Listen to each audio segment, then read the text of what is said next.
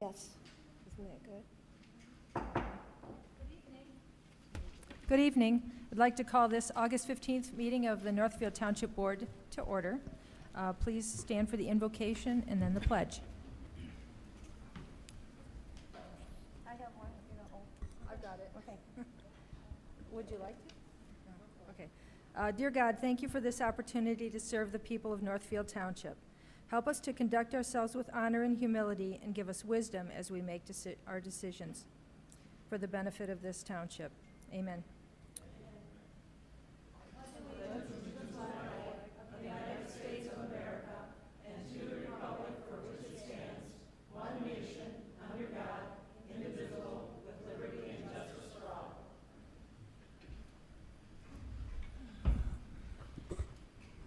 Please call the roll, Clerk Manley. Bellinger. Here. Dockett. Here. Zelenak. Present. Chockley. Here. Manley. Here. Otto. Here. Chick. Here. Okay, thank you. And I would like to introduce our new township manager who is here, Mr. Steve Ains. Thank He's you. with us Good to be tonight. here. Yeah. Okay. And we obviously have our attorney, and we have all of our department heads. Thank you all for coming tonight. All right, consent agenda. We have quite a few items in the consent agenda. Does anyone need anything pulled out of this? Okay, Mr. Dockett, what would you like pulled out? I would like the code enforcement pulled out because I see Bob Stuber is here in the audience and he's got a problem with that. Okay. I'd like to have the minutes of July 11th pulled. I'd like to have the police report pulled. I'd like to have the fire report pulled. Okay. I don't know why we have all these reports if we're not if we're not going to talk about them. I don't understand to just let them all go to consent agreement. That means we don't even talk about them. So why are we making all these reports? They're points of information for the board, and if there's no issues with it, it's just information. Ms. Bellinger, which would you like pulled out? The one that says August 17th, Director of Public Safety Board Communication one, number 5. I want to talk about number 5 possibly. And maybe even number 4. It's the one that looks like this. The fire department? Is that the same difference? Yeah, okay. It's in the fire department. Okay, so it's probably already pulled then by Okay, Wayne. it's already pulled. Okay, and thank you. Would anyone else like any of these pulled out? No? Okay, so we will add them into the regular reports update down below. Excuse me? We'll add them into the regular reports. We don't need to take action on these if you just like discussion of the topic. We'll put them into the reports update section of the agenda. Where's that? Right there. Okay. Okay. Thank you. Okay, thank you. And yes, page 3, okay. Okay, I'm good also with that. So can I have a motion to adopt the balance of the agenda? Ms. Otto? go I ahead. had one more thing. Sure. I'd like to see if we can't move the discussion items ahead of the agenda items, because we do have the Boy Scouts here, and I don't want them to be the last on the list. Okay. Could we just move the number 3 up there? Yeah, we could move just number 3 up Okay. at the top. Okay. And- That was a very good idea. Thank you. Yes. And then I would also like to add one agenda item. I know that we're not supposed to, but we've been talking about this for some time, for number 6 under the agenda items to vote on, agreement for independent contractors. This is to give our attorneys the authority to draft independent contracts for Jim Nelson and for Lisa. Are we going to discuss them? No, it's just a motion to actually. It's just going to be a motion. Okay. Can that be number 7, since we already have Yes. number 6? Okay. To discuss them? No, No. to put it on the agenda, to have our attorneys draft them, and then they'll bring it back for discussion. Well, are we gonna figure out if they're gonna be employees, or they're gonna not be employees, or they're... We can discuss it at that time. Yeah, well, before the lawyer does all that work, we ought to know what we're gonna do. Either they're gonna be employees, or they're gonna be contractors. I don't see any sense of having the lawyers do anything till we decide that. Let's take this up when we get to that part in the agenda. Okay, so I will add code enforcement at, before the ZBA report, and the minutes after the code enforcement, and then we'll do police, and then we'll do fire. And this is the order that Mr. Dockett gave them to us. Okay. So, any more changes to the agenda or suggestions? Okay. Can I have a motion to adopt the balance of the agenda as amended? So moved. Okay, motion by Chick and support by anybody? I support. Bellinger. Okay. Any more discussion? All in favor say aye. Aye. Roll Any- call vote, please. Okay. Roll call vote, please. Otto, Yes. Chick. Yes. Chockley, Yes. Bellinger, Yes. Docket, Yes. Manley, yes. Zelenak, No. Okay, thank you. That passes. Okay, the next item is the call to the public, and this is an opportunity for any of you to come up and share your thoughts with the board. Please try to keep your comments to 3 minutes, and state your name, your address, and if I can help you with anything when you're done, let me know. Okay, come on up. Welcome. Hi. You have to turn that on, Bob. Yes. You have to turn that on somehow. I can't hear you. Can you hear me now? Yes, sir. All righty. Bob Stuber, I own 429 East Shore Drive since 1977. I have lived there on and off. I now live in Oak Point in Genoa Township. Maybe you want to fill me in on what you discussed about zoning and code enforcement and blight. The reason I'm bringing the subject up is I have a boat. I'm on the lake side of Whitmore Lake. I have a boat stored next to my garage that I'm working on, water pump, whatever, and it's also for sale. And they put an orange sticker on it. And I guess I'd like to know what you people discussed about legal space for boat trailer parking, and I'd also like to talk about what I can put there for sale and why not. You want to address that first so I can see if I really have a problem? This is a good item to take up with our actual code enforcement officer. Have you been tagged already? I was tagged. Okay. It's a good idea to take it up with him specifically, and we can find out exactly where the violations are. I called him. Okay. Mm-hmm. He said he was going to discuss he didn't tell me who.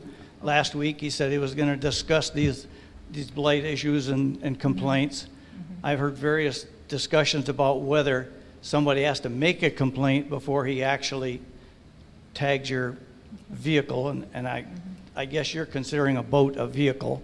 On a trailer, I don't necessarily consider it a vehicle, but you might. Right. I did talk to him. He said he was going in a meeting to discuss this with someone. He did not tell me who. He said he would call me back. That was last week. He has not called me back to date. I couldn't read the sticker very well because it rained after he put it on. So I can't really tell you exactly what codes he was talking about. I can just tell you it's an old outboard, 1959 as a matter of fact. On the trailer, yeah, it could use some wax, but the motors, it runs. It would go in the water. But it's got a bad water pump, so I'm working on a pump. I don't know what else to tell you. You're saying I just should discuss it with him? What you have an issue on here where the planning group discussed boat trailer storage briefly regarding properties not having appropriate legal space for boat trailer parking, especially lakefront homes. What's the deal? What are you saying? Could we meet about your specific problem after this meeting? Sure. Okay. And I know unlicensed, inoperable vehicles are not allowed to be stored anywhere. A lot of things need to be stored behind the front setback, and, so there's a lot of regulations, and we should just talk about your specific situation afterwards so that we can get that resolved. Okay. And this board is going to be dealing with code enforcement and how we actually approach that at one of our future meetings and potentially our next meeting. It's on the tentative agenda to So talk about that, yes. The problem is, he tagged it on the 4th. It says I have 10 days to correct it. I haven't heard from anybody. Do Okay. I not worry about this till somebody gets back with me? He'll get back in touch with you. He keeps track of it all, so, Okay. thank you. What does BS&A mean? It says 82 complaints have been entered into BS&A. What's BS&A? That's our software system. Well, I don't know, that we shouldn't get into all of this at the Okay. meeting, but it's our software system that we track all sorts of things, taxes, Okay. payments, everything that goes on at the Okay. township, so. I think Okay. that's an appropriate question. Why do they use that? They should spell it out for the people. I don't know what it stands for either.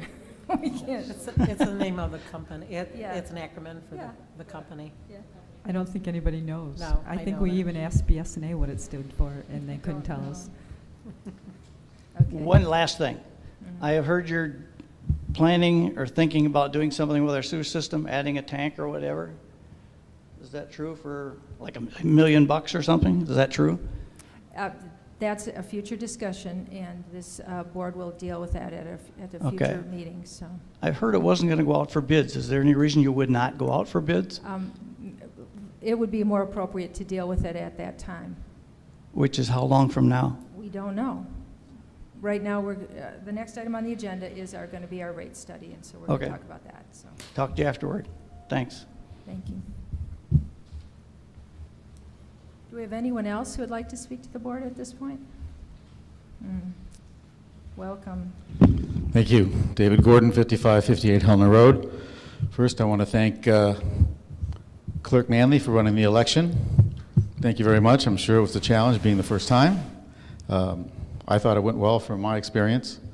I'm really glad we presented this question to the voters and that the voters passed it because everybody values police, fire, and medical rescue. Second item, I would like to welcome Mr. Ames, our new township manager. I wish you the best of luck, like I told you at the meeting of Meet the Manager. I hope you do a better job, and I expect you'll do a better job than our last manager, who I believe cost this township more than $1 million. There were 54 residents who wrote in to object to spending $100,000 a year on the position of manager. The manager was hired on a 4-3 vote with the 4 trustees, overruling or ignoring those 54 emails and the request from the administration to let them do the job instead. The job of a trustee that I'm aware of, since I served as a trustee, is to look out for the financial health of the community. And my problem is that we have now hired a man to do a job that is somewhat vague, and there's no way to know, there's nothing written down in terms of how you're going to judge whether this man is worth $100,000 a year. The salary may be $75,000, but you've got benefits on top for health, then the pension, Social Security, and the rest. It's going to add up to $100,000. As a township trustee, it's your job, since you forced this issue, to have something specifically outlined so that you, a year from now, can say, Mr. Ains has done a good job or he has not. I haven't seen anything like that. I would like to make a suggestion. I look at the board agenda, and there's the call to the public, which is us coming up and speaking, and that's followed by board member clarifications, as if we're children who are ill-informed and have no idea what's going on, but after we're finished talking, you folks will clarify things and make everything better. I find that pretty arrogant, and I think it would be more appropriate simply to have board responses, because we would like to have responses to the comments that we make. One last thing. Under correspondence last meeting, Trustee Chick said there were 22 people who had corresponded with her promoting a growth agenda. This was not in the packet. I don't know who these 22 people are. I believe that it's important as part of the public record that if you are going to make this a part of the public record as correspondence, that those 22 people's names are included. Excuse me, what was it? The 22 people, what was it? That had made comments in favor of a growth agenda. In favor of what? Growing the township, growth. Okay. A growth agenda. I still don't understand. When in fact, I believe, they were basically comments that were made on Facebook, which I don't believe are the same as like emails sent to board members. And lastly, if 22 so-called residents mean a great deal to you and your positions, why is it that the 54 people who wrote in objecting to hiring a manager were not important enough to change your ideas? Mr. That's all I have at the Gordon. moment. Oh, Thank you very much. Thank you. Okay. Oops. Okay. Do we have anyone else who would like to speak at this point? No?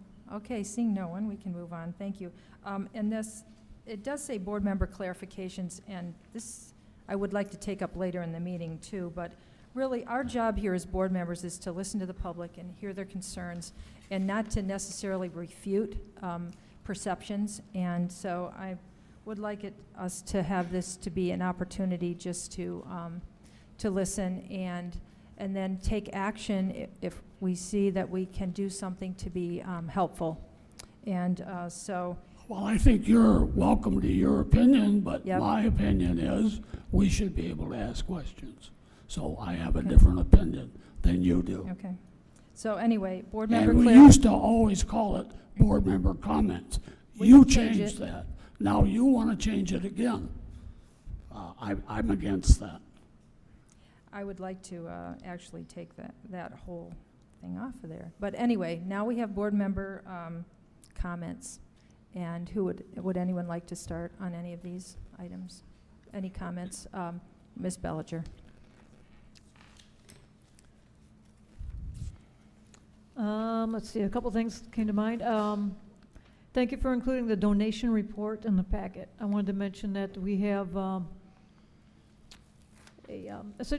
opportunity now for people in the general public. They can donate to the township. It's been made easier for them I to. can't hear you. We now have an opportunity here through the website where people can, I understand they can donate to the township for their, like the Bark Park, for instance, or the community center, or whatever it is that they like to donate to. And I asked last couple meetings for a donation update report, and we did receive one this meeting, and I'm thankful for that.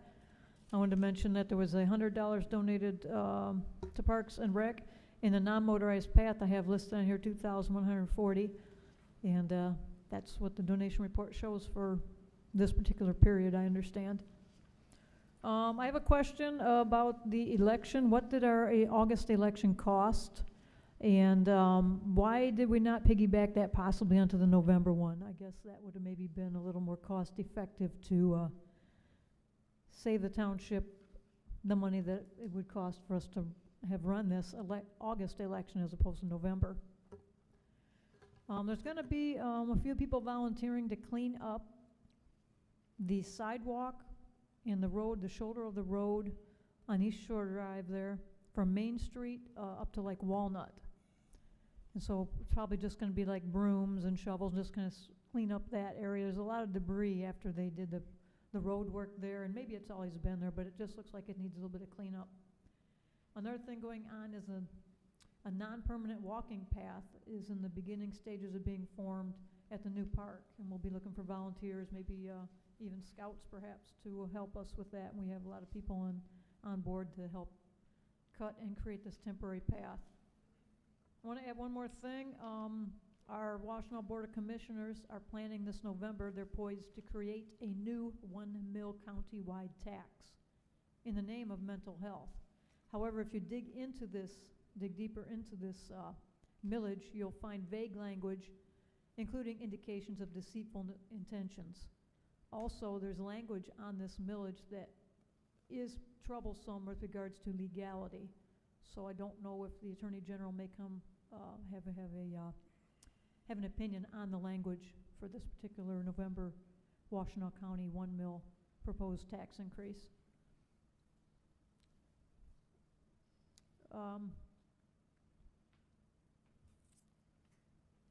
That's something, okay, well, that's about it for the moment, I believe, and I thank you so much for coming out here tonight. Thank you. Mr. Dockett? Yes, I'm talking about the code enforcement.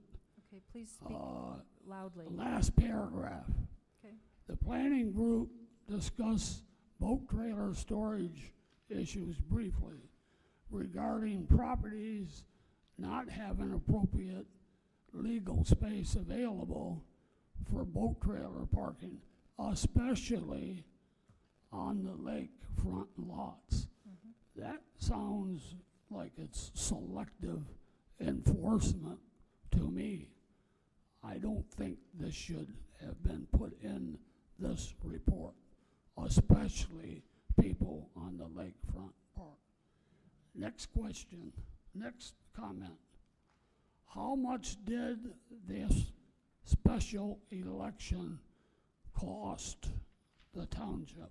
I haven't seen that figure, and I'd like to know what, you know, we could have had it in November where the county pays or the state. Why do we have to have a special election, and how much does it cost, and who paid? Okay. You want me to answer that? How am I going to find that out? I believe the special election cost about $6,000. Excuse, how much? About $6,000. 6, did you say? 6, yes, $6,000. But we can check for sure with Christina, because it's not on the tip of everybody's, right? And it might not be totally done yet. So not only do we got upped on our, we have to pay more on our millage because we raised the millage to the people, but it cost them an extra $6,000 because we had a special election. Okay. I think that's unfair. Thank you very much. Okay, thank you. Do you have any board member comments? Sure do, thanks. Yes, thank you. First, I'd like to welcome Mr. Ains to our township. I look forward to working with you. Next, I'd like to thank all the voters who came out and voted. It's always your right to vote, and it's always important to vote, so thank you for coming out. I am looking forward to August 29th, not that I'm not looking forward to tonight's meeting because of, it looks like we're going to have the zoning ordinance as well as zoning administration, because I think it would be good to review the process and make it a review for the board, for new members as well as members who are returning, as well as the public, because we do have processes in place. I think it's important to understand those processes. So I think that's 2 agenda items. As far as changing the agenda, I think, again, it would be helpful if we get disciplined to make sure that we have all the items on the agenda and in the proper order, because, again, people may plan their evening around it, and there may be an item that's added that people may be interested in hearing about. So that's my comments. Thank you. Okay, thank you. I would like to mention about the question about the planning group discussing the boat trailer storage. We have this issue with junk cars and all sorts of things, but our code enforcement officer is dealing with generally complaints, and he'll get complaints from, you know, one neighbor about another neighbor's messy yard with, you know, multiple cars that are non-functional, or, you know, trailers that are out there. And we do have an ordinance that tells where on a property something should exist if it's going to be there. And so he's following up. It's generally complaint driven. But when he drives down the street and you've got 5 houses and they're all in violation, and he's got a complaint about one house, you don't want to have selective enforcement. So he needs some guidance from this board, and that's why he's going to be on our next agenda. He needs some guidance from this board about how we want him to perform his duties. Should it just be complaint driven? Should we look the other way for junk cars? I would hope not. But there are a lot of issues out there that he's dealing with, and you just don't want to pick and choose whose property you're going to take a look at for blight, for instance, or anything like that. If people have knee-high weeds, you don't want to pick one person on a street and not the other person. There are property maintenance codes, and we have ordinances. So we want to make sure that we, as a board, give him good guidance so that people feel that they're being treated fairly. And he's doing a good job. I'm getting a lot of good comments about the work that he's done. And yes, occasionally somebody will be upset about their car being tagged for being for sale, potentially out in their front yard, but that's against our ordinance. So, the only question is, do we have him do it all across the township, or is it just complaint driven? And that's a discussion of the board here for the next actual meeting. So that's what I have to say about that. As far as August versus November for the election, we chose to put it on August in case it didn't pass. We would have an opportunity to put it on in November. We didn't know that there was going to be an election in November. They hadn't decided that at the time. So at the point that we had to make that decision, we made it to go ahead with August, to have that certainty for our fire and medical rescue, because the millage had expired. We wouldn't have any funding for them. So I was very thankful that the people felt that it was a valuable service, and they did approve the 2 mills for 5 years, and I have to thank our public for that. So, and then we as a board, even if we're against taxes, we need to accept that vote of the people. So we will be having fire and medical rescue. Thank you. Those are all my comments right now. Anyone else? Ms. Manley. Yeah, to address the cost of the election, I'll have that for next meeting, the exact figures. So, Yeah. Can you hear me? Yeah. And I guess I would mention that if you have these kind of questions, if you call ahead of time, we can have them ready for you. I've called and you do not answer my calls. You do not call me back. I don't have time to call here. Totally and not true, maybe Mr. get a hold Dockett. of you. Maybe you'll call me, maybe you won't. That's So totally not you true, do Mr. not- Dockett. Well, I'm just telling you. Okay. So don't scold me. Ms. Manley. Because you don't do your job. Continue. I guess I'd like to thank Dan also for helping set up the signs, getting the equipment over. And Ton, I think you helped with the signs too, thank you. And Chief for getting the Station 2 cleaned up. And They're there still set up, aren't they? Ms. What was that? The signs are still up. Yeah, I know, we got to get those down. Well, I said thanks for helping us put them thanks up. for putting them up, but let's get them down. Dan's on the list for that too. And then, yes, there will be a November election that will be with the new equipment, and numbers will be in quicker. Again, we're only as good as the archaic machines that we were working on for this election. For the townships that did test the new equipment in the August election, they had numbers coming in as early as like 8:03. So it's all going to be done a lot quicker, and hopefully we'll have a good handle on it by then, and the numbers will get in quicker. So, and again, thanks for everybody that came out and vote. Okay, thank you. Anyone else? Ms. Otto. Yes, I wanted to respond to correspondence that we had in our packet from Dr. Amy Scholl. This is in regards to the downtown area and some of her issues with our planning, our zone administrator approving businesses for downtown. One of the things that we did as a board is decide to request to have the zoning, or Lenore did request to have the zoning administrator report in our documents for board meetings, so we can at least monitor and be able to determine who's being approved, who's not being approved, and the reasons why on either side. So it is a good step. I know it's not the only step, but it is a good step forward.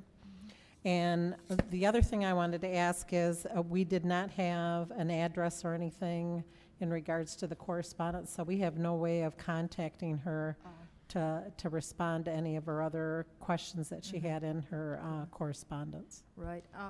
I had a conversation with her. I'll follow up on her other concerns. She emailed that to me. But I can send her address to everybody if you all want it. Yeah, I would like it. Okay. I would too. Thank you. Sure. Do you have the phone number? I don't know. Okay. Anyone else? Oh, Ms. Chick? Everybody kind of said everything, but I just want to thank Christina, too, for her help in the election as well. Is this letter going to be read? No, we're not going to read it. Excuse me? We're not reading it. Okay, thank you. Okay. Thank you.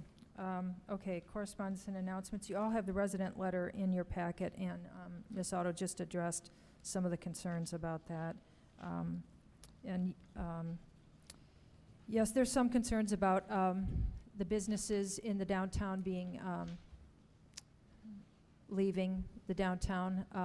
That does give us opportunities, though, to get a different mix of businesses downtown. So if anybody knows of anybody who wants some nice office space or business space downtown, we have some opportunities there. So please pass that along.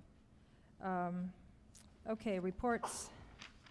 We will do code enforcement next. Oh, do you have a code enforcement issue? No, are we on correspondence right now in announcements?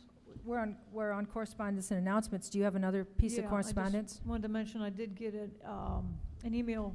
There's an email dialogue going on. I guess at the community garden, there's been some people helping themselves to other people's garden produce.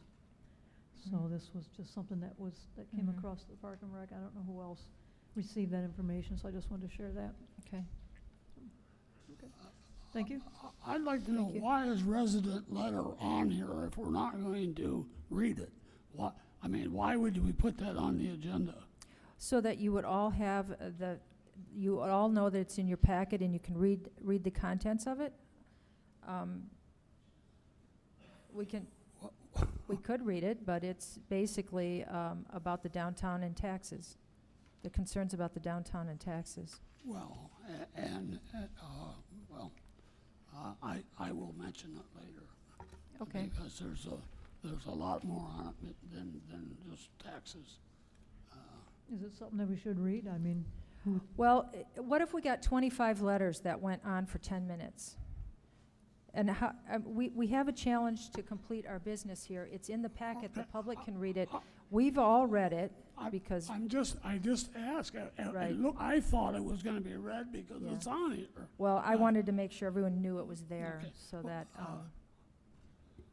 Well, it should have probably been up in the consent agreement, then just flipped it off. We're not going to discuss it. It was in the wrong place. It's not a consent item. Okay. Well, Next, code enforcement. Do we have any more questions about code enforcement? Ms. Bellinger. yeah, regarding the vehicles being tagged for, if you have a vehicle for sale on your property, obviously I don't know all the ordinances here in the township. Perhaps I should brush up on all of them, but it seems a little extreme to me. Perhaps this is something that could be reconsidered with regards to maybe this ordinance is not quite proper. I don't know. Well, it is one of our ordinances. I think the ordinance is not so much that if you have a car in your driveway and you have a for sale sign, it's for those who constantly have cars on their property for sale, and it's different cars. Or unlicensed. Or unlicensed cars for Or sale. junk. Yeah, it's very specific as to, if you and I have a car and I want to just put it up for sale and I have a for sale sign on it, that's not what this ordinance pertains to. It pertains to somebody who constantly has different cars in their property for sale. Then they're considered used car sales. Okay. well, Thank we you. have a Okay. complaint from somebody that's here, so. Yeah, I don't know specifically what happened with theirs, Well, so I have We no can talk idea. about that. Yeah, Okay. So that's not really Okay. the facts. Any more code enforcement questions? Ms. Otto? The only thing I would like is, I would like to see this a little different. Instead of in a commentary, I would like to see it in a graph form. You know, I don't particularly care to see the names of people who Okay. had complaints against them. If they want to put addresses or even a street name, I'm fine with that. Okay. They don't have to even put an address, but I would like to see it in a chart form as the street, what was the violation, what, you know, is it the first offense, third offense, you know, what's the progression of the violation? Okay. That could take Mr. Rankin quite a bit of time to do. Well, Maybe he there's should a- be having some type of matrix anyways that he organizes. He does track them, Yeah, to Yes. track, so. yeah, by hand. It should be Yeah. a simple copy and paste type thing, and then just take all Okay. the, I'll pass this along to him, and we'll see Yeah. if he can provide this in a more useful form for us. Thank you. Okay. Anyone else about code enforcement? Okay, thank you. All right, next item was the minutes from 7-Eleven. Mr. Dockett, you had an issue? Yeah. But I kind of lost my place here. Okay. Okay. Well, I am on the right-hand side, a little more than halfway down, and it says the controller, Miss Patrick. yes, You know, can you see it? yes. Okay. I liked what she said here on the last the last sentence. It says separate funds can be set for the Barker Road rentals and the fire station number 2 tower income. And then the next little did it down to the second one. It says Zelnick moved, auto-supported, that the fund be established in the township budget for fire station number 2 income. It doesn't say the cell tower. It doesn't, and then it says the township budget for fire station number 2. It doesn't say one word about 75 Barker. Now, if you read what she wrote, what the controller said, that's what we should have voted on. So I don't want to okay these minutes because this does not reflect what we voted on, in my opinion. Okay. And why do we not even mention 75 Barker in this? Zelnick made the motion. So did something get mixed up with the? I think it was just, that we can amend these minutes to include that's what it was. We all know that's what it was. Well, Right. Maybe we Wait, should wait. recheck the video and double check. Well, does anyone have any concern that it wasn't 75 Barker that we're talking about for rental property? Well, Lenore, do you recall if the thought was to include 75 Barker in this? well, Two separate if funds. you read, Because she was the one that made the motion. read what the controller said. I understand. Yeah. I'm asking Lenore because Yeah, I second it. Excuse me okay. I do think we, and I don't know for sure, I can't recall, was based on what Ms. Patrick had said. That's what I thought too, but I'm not sure either. Right, I mean, we could go back, but the intent certainly was based on what Ms. Patrick had said, both for the cell tower as well as 75 Barker. Now, so that was the Ms. intent. Lembo might have just shortened it. I will be satisfied if we put it in Okay. now. I Can mean, we put it in now? But I think it needs to be Okay. in the motion. All right, let's if just we're- add that the 75 Barker rental property fund be established in the township. Can we just add 75 Barker to that motion? We'll be okay? Well, I understand there's two, Well, we have to add, As a correction, a minutes also, correction. we have to add also, the, Cell tower. cell Yeah. tower, As amended. Okay. Mhm. cell tower. Okay, and we can Yes. change the second motion to be that a fund be established in the township budget for fire station number 2 cell tower income. We can amend these minutes to make that. But the, case. but the 75 Barker's not even in here. It doesn't even mention it. We're going to adding add it. We're adding it now, okay? Okay, Both of those, we're adding, okay? okay, very good. Okay, Ms. Bellinger, did you have a correction? I just wanted to clarify, so there should be one fund for the 75 Barker Yes. income, a separate fund for North Territorial Station number 2 income. Yes. Now, I think the reason it only doesn't say cell towers, I think we're getting income from some farming. Yes, that's why I'm Yes, worried about it. that's why. Yeah. Okay. And it's only $100, I think. 150, So, 150, 150. okay. But we can throw that in there, too. I mean, For All cell- right, Cell so- tower and other income? yeah, maybe? it could be cell tower and other. Well, yeah, we can Anyway. amend that, but that truly was not the That was motion. not the motion, Yeah. so. That was not the anyway, motion. So it's just cell tower right now. Right. Okay, And I have one on the police department. I have a question about this So, one also. So what will the motion now read with the comments and corrections? It will be, you want the second motion? Yeah, I mean, That a fund be established in the township budget for fire station number 2 cell tower income. Yep. Is that okay? Yep.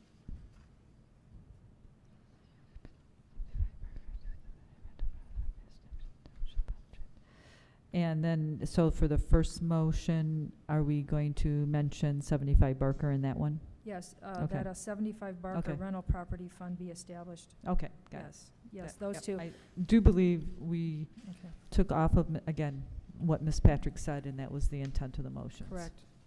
Okay, so now under, I have a correction or a question. Under 12, on page 3, well, it's at the top of the second column, there's a motion, and it says Chalkley requested a roll call vote, and then it says motion carried 7-0 on a voice vote with Dockett and Bellinger opposed. So, were you opposed? Which was this? It's the motion at the top of the second column on page 3. Second column and page 3. Mm-hmm. So, the, Okay, Three. Wait 7. a minute, second. page 3, Yeah, oh, yeah. okay. So, were you opposed? They were, actually. You both were You know, opposed? we would have to watch that because we opposed some of these I think they actions were against the opposed. property, and then we agreed on some of them. I think they So were I'm not opposed. sure what the timeline is, if this is the first one, I believe we did. And then later on, when this came up again, we agreed, I believe. So we'd have to check the video on this. On 7725 Shady Beach? Yeah, because that came up a couple times. Yeah. That property did with what They we're were gonna do opposed. and how long we're gonna wait to do something with it. Okay, then, I don't know. Can we, I'd make it 5-2 and verification through video, because okay, yep. I'm pretty sure I remember them voting no. yes. We'll see if I'm right in Okay. that memory. Okay, so we will amend that. Motion carried 5-2 on a voice vote with Dockett and Bellinger opposed, and we will check the video on that. And will we see this again or no? No, Okay. I'm gonna trust you on this. well, thank you. Okay. All right, so I would like to make a motion that we adopt all these minutes as amended. I support. Okay, so motion by Chalkley and support by Otto. All in favor, say aye. Aye. Anyone opposed? Okay. I those don't minutes are oppose, done. but it wasn't Otto. Oh, it was wasn't Janet. Chick. Okay, thank you. We'll fix that.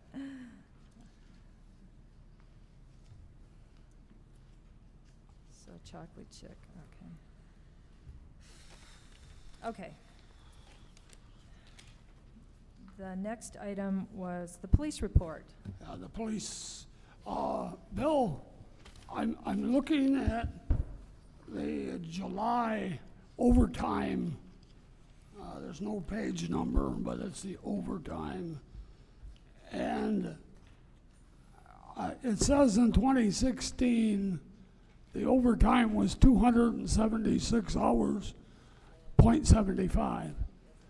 And in 2017, it's 84. Is this tell me this isn't a typo? I mean, how can this be right? I'd have to look into it, and I texted the sergeant, another board member brought that up. Oh, okay. So we believe we had a German Park, 4th of July festivities, and a couple of injuries / sick calls, at that time. Yeah, you mean that's why That's why it was high last year. yes, but for the 4th of July, this is lower than any other month, and we had a 4th of July. So how could it be only 84? It's less than Yeah, any of the rest of them. I'll look into it. Okay, it just don't look right. I don't understand that. Okay, All right. all right. Ms. Bellinger. There's, on this report called the July 2017 Northfield Township Fire Department Statistical Report, Uh-huh. on the last page, they're talking about item number 5, a non-motorized path maintenance. Now that there is a non-motorized path is complete, there's a question as to who will mow the grassy areas along the path. We currently mow the areas by the elementary school, by the bridges, and periodically mow the area across from the Living Water Church. I just was kind of curious about that. I would hope that the property owners would mow the area around the sidewalk corresponding to their property. That's what we need to find out from the board. That was not bid when we did lawn care bids, because the path wasn't built yet. And so now that the path is there, the lawn mowing guy is asking, do you want me to mow that? So who mowed it before? Yeah. Because there was grass before. The property I owner. would say HOA a there. good portion of it was mowed by the Wildwood Lake Yeah. sub. But they also did the snow removal also. And I believe we have agreed, and maybe I'm wrong, to do the snow removal on the path, Right. the whole length of the path now. We're the supposed to be mowing. doing the snow removal, is my understanding, but not the mowing. Right. Okay, and that's just, that's all I need to know, whether, how you want me to proceed with that. Yeah, Are you through? okay. Can Go ahead. I'd like to ask about across from the church. That would be the drain commission. Why are we cutting the grass for the drain? I mean, We do it once or twice a year. It's well, why don't we have the drain commission doing it? It's their property. Why are we doing it? yeah, we probably should. Okay. I just I don't We think, just try to keep it looking nice. but we don't need any more work than we have. And just so you know, there's a portion, what I would say would be the most westerly portion of the path, where the two wooden bridges are. We've mowed that since the path was built. And so if you don't want that mowed, let me know. What was that, Bill? I didn't understand. So the path, the grass between the path and Barker Road, down by the elementary school. Oh, okay, at the bridge. There's probably about maybe 100-yard section that we have mowed in the past. Well, unless we get the road commission to do it, I guess it's probably the road commission property. Yeah, I would imagine a It portion is of it road is. commission right of way, and if we want to wait for the road commission to do it, it'll look junky for a That- while, yeah. every year. So, I don't know how much it costs us to do it. right now, what we're Right. paying, It's it's probably $50 a mowing Right. or $75 a mowing. It's, It's kind of all built in yeah, with, you know, The the whole, huge- the other areas on the eastern Mhm. end down by Polly's and the library and, yeah. And that's a wooded area down there too. I don't know who would mow it if we didn't do it. I would doubt anybody would. Right, so, you know, as a Well, the service to pa- the community, I think it's not a big deal that we continue to do that. Well, the path is ours, but the drain commission should be taking care of their own stuff, in my opinion. At least we could ask them to do it. Yeah, and if I can just back up real quick, I just got an answer from Sergeant Smith. We did have an officer off on injury all last July, so we had to cover that shift. So that would have been why we would have had more overtime last year Okay, compared to this year. good to know. 200 hours? Well, and then this year we had less 4th of July activities for the race. So, Okay. It just didn't look right. yeah, I'll look into it a little bit more, but that's the answer I just got. Thank you very much. Thank you. Ms. Bellinger? On the same page, item number 4, the community garden, there's been a continuing now development with the filling of the water tanks. I understand that Kiwanis may be involved in some potential future work with regards to possibly getting a hand pump there. There's also maybe some other suggestions. Maybe I'm going to talk, of course, we have a meeting, Parks and Rec, this Thursday. Perhaps the garden may be best suited at a different location, maybe even across the street, maybe at the Darlene Curtis area. I don't know. There's not enough But sun. there may be some other location that this community garden maybe should be. It's just something to consider for next year, if this is going to be a problem with the water. Well, in the parking, they don't have There's any parking limited there. parking there too, this is true. Okay, Just a thought. Thank you. okay. I do have since we're on that, Chief, how often are you filling it? A couple times a week now. Yep, and what was it done in the past? Well, there were a lot less gardens last year. We were probably Uh-huh. filling it once every 10 days Okay. or so last year. Now they've developed different ways to deliver water to the gardens where it's easier for them to deliver water to the gardens, and so they're using more water in the gardens. So for now, what's I mean, we are looking into options We're against to We're maybe. still trying to fill it with fire trucks. Okay.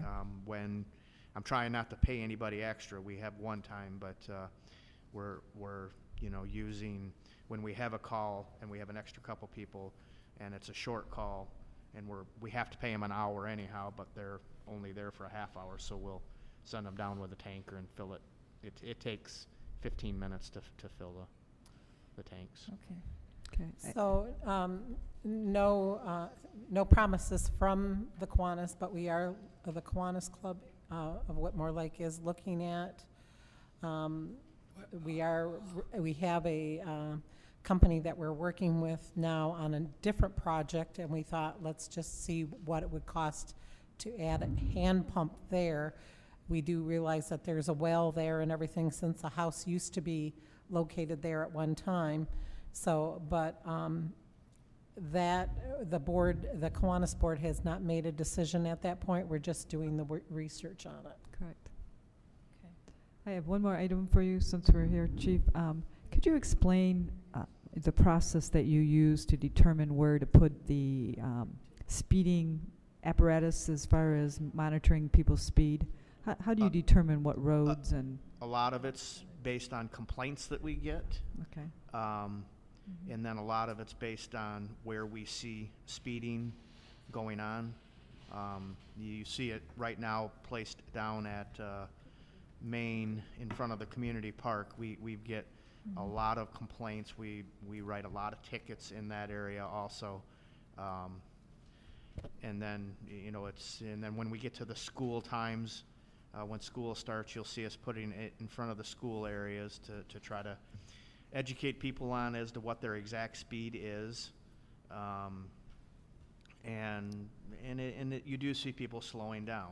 And just to go along with that, there's some question as to the decoy vehicle that we put out there. The same thing, where we see speeding, where we get complaints, and I see people driving, and the decoy car does work. And if you've ever been driving down through there and you look down at your speed limit and hit your brake, no. So it's just another tool we use, and we do move it throughout the township, out into the rural areas, into the more hamlet areas. So not just one tool that we use to look at trying to slow people down a little bit. And we're getting many complaints because there's so much more traffic in town, and these larger trucks, I'm sure at times they are speeding, but sometimes just the mere size of the vehicles and that you're seeing so many of them seems like they're going faster. And we are running radar constantly, and we are writing tickets, and so but we can only be if we're not running radar or running people off of a sunflower field, or taking complaints on back roads traffic. There's only 1 or 2 officers on, and we can only be at one place. So we knew when this construction started it was going to be like this, and we're over halfway through, and we're focusing on the big picture at the end. So Okay. Thank you. Great. Yep. Thanks. Are we done with police and fire? Okay, thank you. All right, moving on to the ZBA report. Has there been a meeting, Ms. Otto? No, we do not have a meeting. We did not have a meeting, but we do have a meeting next Monday at 7 o'clock. Okay, great. Planning Commission report Planning Commission did not meet. We will be meeting tomorrow. tomorrow? Mhm. Good. Parks and Rec report. Have you had a meeting, Ms. Bellinger? We've not had a meeting. We're going to have one this Thursday at 7 p.m. Downstairs here. I will add that there's talk of trying to get water at the park, and of course there's talk of trying to get water at the community garden. And there is the beginning constructions and development phase for the footpath around the new Northfield Village Park area, thanks to Dan and others at this point. And we'll have more people, volunteers, and helping with getting that together as well. Okay, great. Tomorrow, this Thursday at 7 p.m. downstairs, here's a Parks and Rec meeting. Thanks. Okay, thank you.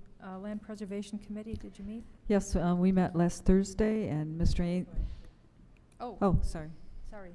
For the Parks and footpath Rec? around the property, have we seen a plan for that? Do we, yeah. The footpath No. plan is pretty much mirroring the, for the most part, to the best of our ability, the walk path or part of the road path, McKenna and Paul Lippens is, But did they start on that already?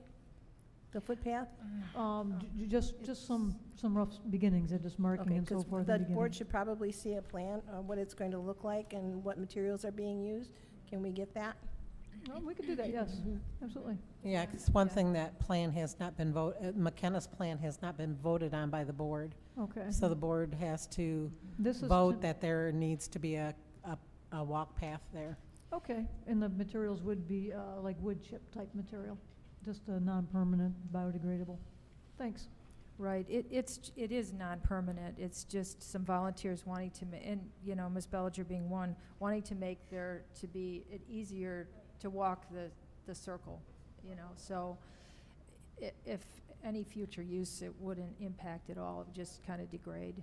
It's not an issue. I'll bring something next meeting or get it to you ahead of time, some kind of a Yep. general idea with info. I'd like to see it, and I think the public would like to see it, where it's going to go, yeah. Okay, great, thank you. Good question. Ms. Manley, you had a question for her? No? Okay.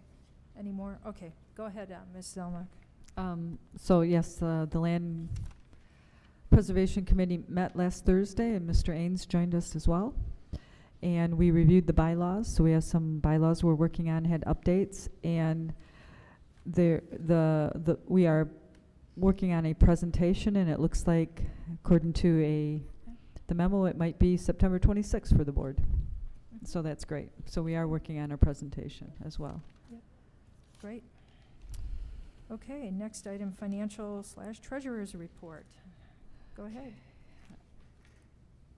So just I gave a brief update that we did, again, Mr. Ains and I went to meet Michael Cho, who is our Morgan Stanley representative, and they had some options as well for CDs. So we might go forth with them and maybe not do it with National or Ann Arbor State Bank.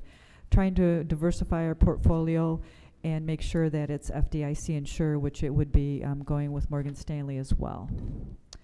And in addition to that, been working with our lawyers to review our collateralization agreement that we have with First National Bank. They had a couple items in there that they would like to discuss further with First National Bank. So I sent an email and didn't really get a positive receptive from them about lawyer-to-lawyer contact. So I also have met with our county treasurer to see where she does her depository banks for Washtenaw County, and they use Huntington Bank. And they had just gone through an RFP process, and she said if we wanted to, we could piggyback off that process so we wouldn't have to do an official RFP. So I am going to bring a representative in from Huntington Bank and talk to them as well. So just a little update on that regards.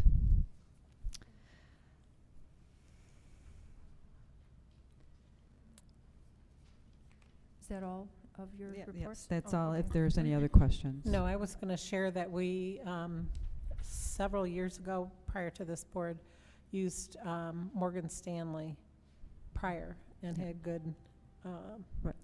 had good feed, And if I may add to the interest county, rates from them. the county uses Morgan Stanley. They have the same representative as well. Some of the other items they do use is Michigan Class, and they do some investments with Ann Arbor State Bank, and that amongst other institutions. But the ones that we're looking at, they are familiar with, in Morgan Stanley and Michael Chow. So. Ms. Bellinger? I want to thank the treasurer for including the donation report with our packet. I would like, however, to affirm that we would like to have in the packet the fund balance number with each meeting. I did not see that. If it is in here, It is. Can it be a little more? It's Okay. its whole report. Okay. And multiple, and what Yvette did was she included all the funds. Yeah, Okay. so she included what the fund balance is to date and what the fund balance would be Right. if we met the budget, Correct. period. So I appreciate that as well. Yeah, so it's a page one. What is the fund balance? I could not find it. So it's the general fund, there's a report, it's page 1 of 14. And it shows the activities 2014 and 15. Here's all the pages. How do I find it? Okay, where's the fund balance at? Well, this doesn't tell me a damn thing. Okay. I want to know what the percentage is. We talked about that. Okay, well, that's what I'm looking for. So on page 1 of 14 is the general fund, and it shows the, Are we 43%? that would have been the amended budget of 2016-17. The amended budget for 2017 and 18 is at 63%. What does that mean exactly? The amended? Is it there? Is that what it is? That's, we went through the budget process, and we made it a budget amendment, so this is our current budget. And based on that, the fund balance is at 63%. All right. And what was the? Sorry, I looked through this whole thing. I couldn't find it. I ended up calling.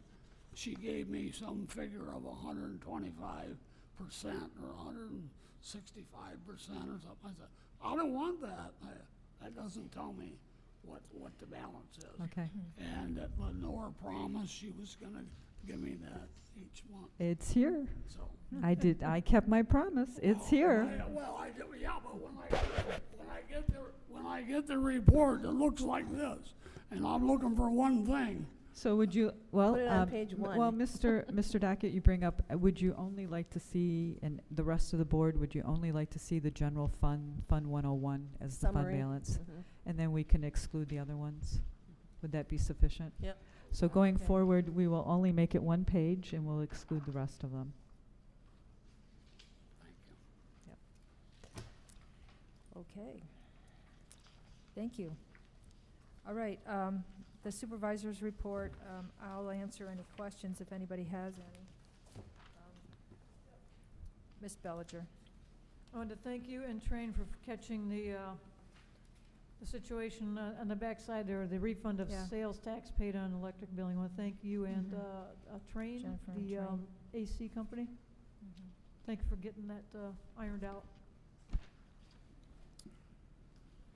You're welcome, Mr. Dockett. Bottom of the front page, just above north-south commuter rail, Oh, yes. you have a comment in here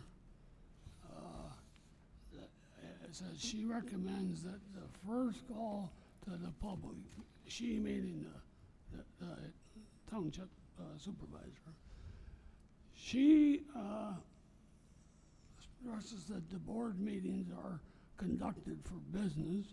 Public comment is an important part, and it is intended to be there so that we can hear what the community has to say.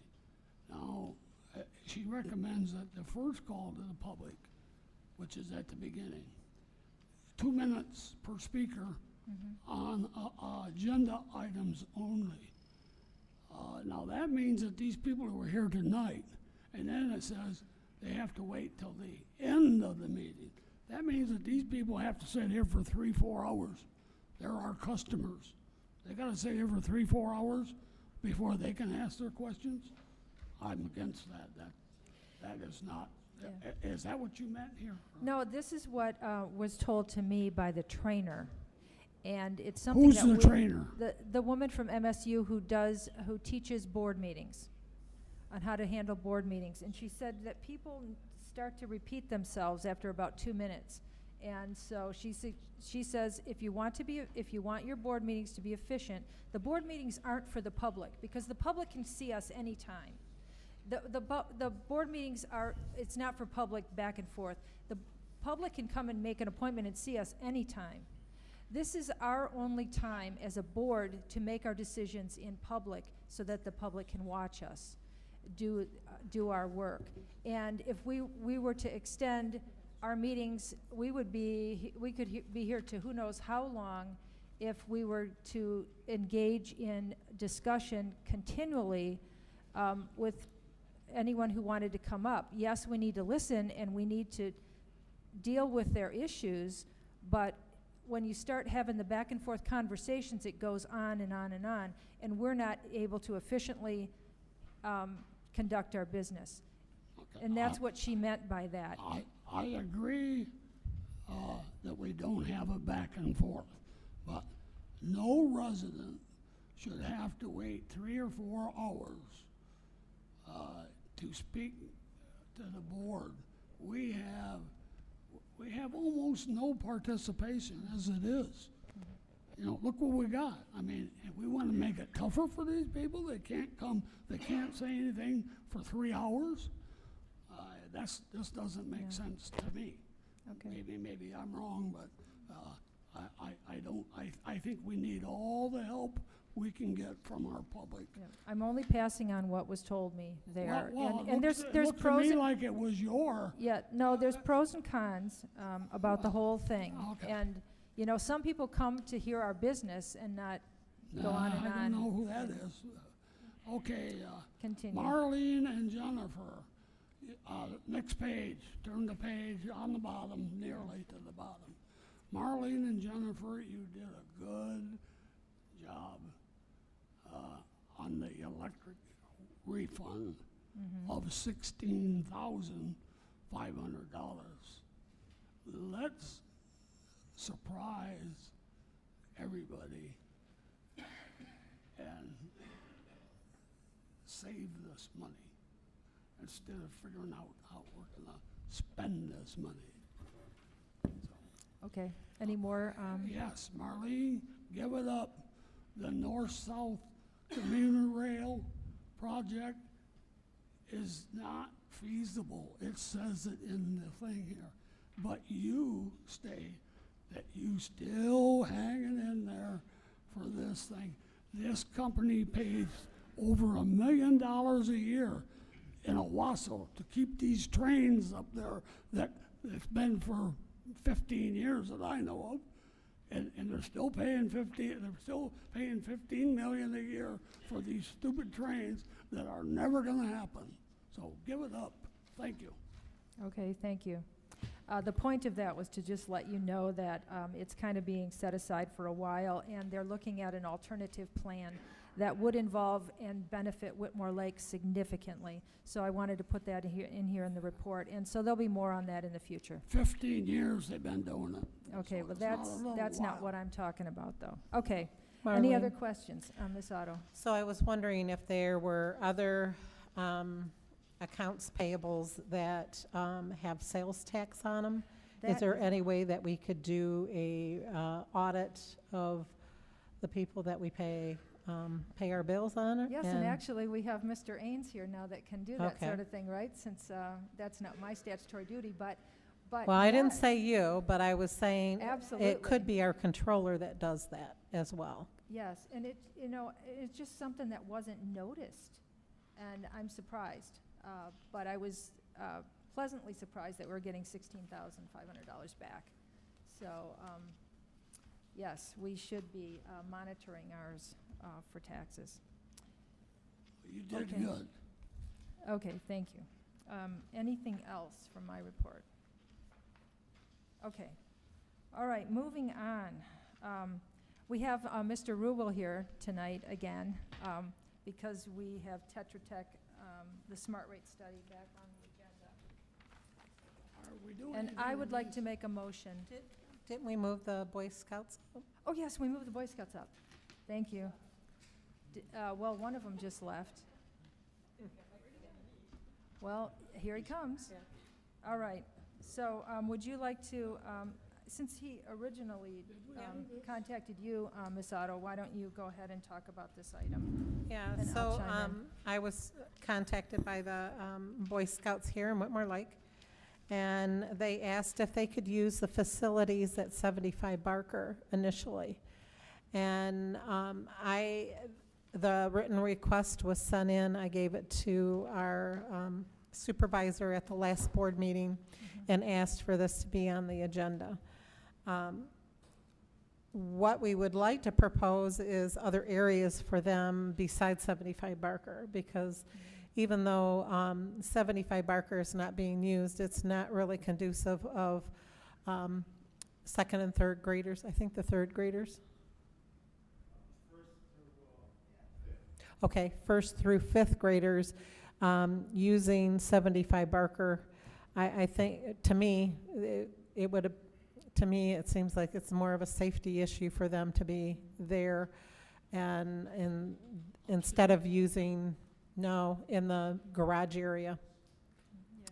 It would be more of a safety issue instead of them using, say, like this building on the second floor, or even the fire station out on North Territorial. Right. So it's my understanding that we allow use of our buildings for no fee. I mean, we never collect any money from anyone, but we also don't have Nonprofits, I think. we don't. nonprofits, Yeah. okay. But we don't have any way to, track or manage that. We have liability issues potentially. Are we getting waivers signed? I don't know about all of that. Mr. Wagner, do you have some comments? So the 4-H utilizes the Station 2, and they provide us with their insurance with showing Northfield Township as, Okay. what's the additional Okay. Would you insurer. like to come to the? Do we actually have forms then that groups fill out when they use we don't? No. Okay. Hi, Mr. Richards. Welcome. Mr. Richards, is there a way to get a certificate of insurance through the Boy Scout Association? I will certainly look into that to see Okay. what, I know the insurance covers our leaders and the boys. I had to see what else it covers also, so I'd have to check with our I office in think Ann the- Arbor. I think we're not looking at the building itself, but we're looking at in case something happens to the boys while they're in the building. I think that's really what the insurance covers, isn't it, Bill? Yeah, I believe so. Yeah. Okay. Couldn't they use the community center, or is, That's not good for first through fifth graders either. Oh. With Because all of the, equipment. right. So one thing we don't have here at the township is a good building use policy. And I did get some policies from our liability insurer. And she sent me some samples and that we can look at as a board, and, you know, perhaps Mr. Ains can, you know, put something together for us to consider, maybe with the input of several board members, and actually have a policy that's official. People can come in, they can sign, you know, they can provide their waivers, and we can do something to protect the township from any difficulties.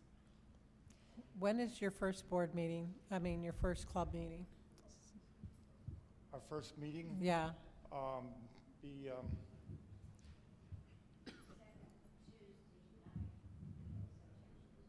9th of September. The second Tuesday in September, So, and and we have a meeting that. we'll have a meeting here too Yeah. that same night. So the discussion was, could they use the far end of the upstairs here, or could they use North Territorial? And I think you looked at that area over there tonight. Yes. We walked over there tonight.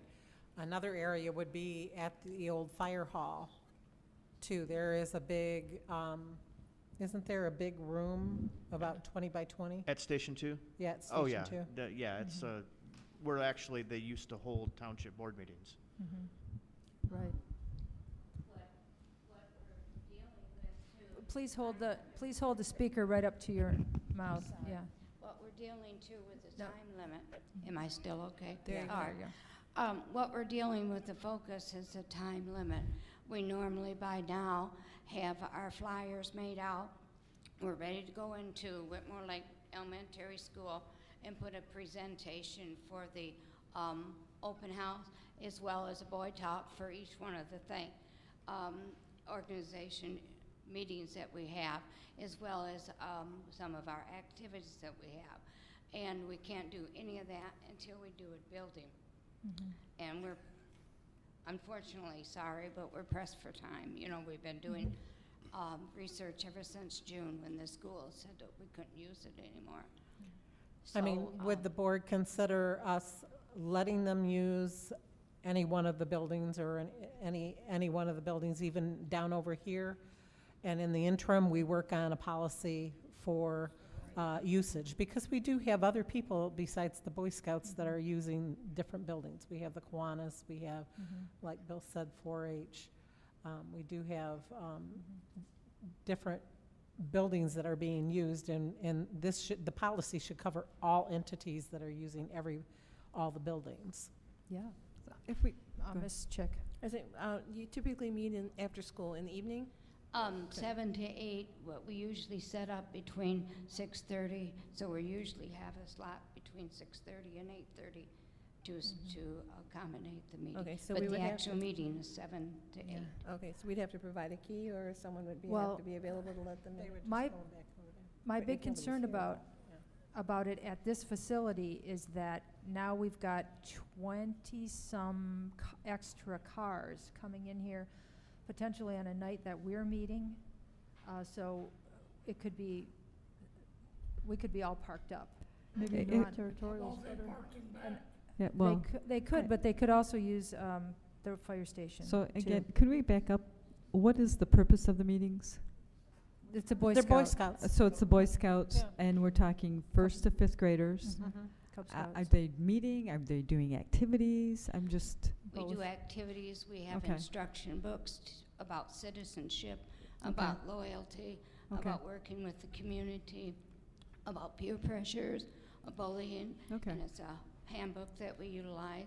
And once a month that we do activities. We have a rain gutter regatta coming up. We have a Pinewood Derby coming up. We also have our Balloon Go banquet, which we're proud to promote the boys from the Cub Scout program into the Boy Scout program with the Arrow of Light. It's the highest award that the Cub Scouting organization has. And we're very proud that we can influence these boys in the Whitmore Lake School District to be good citizens later on if they so choose to stay in our community. I've been here for all my life, so. Thank you.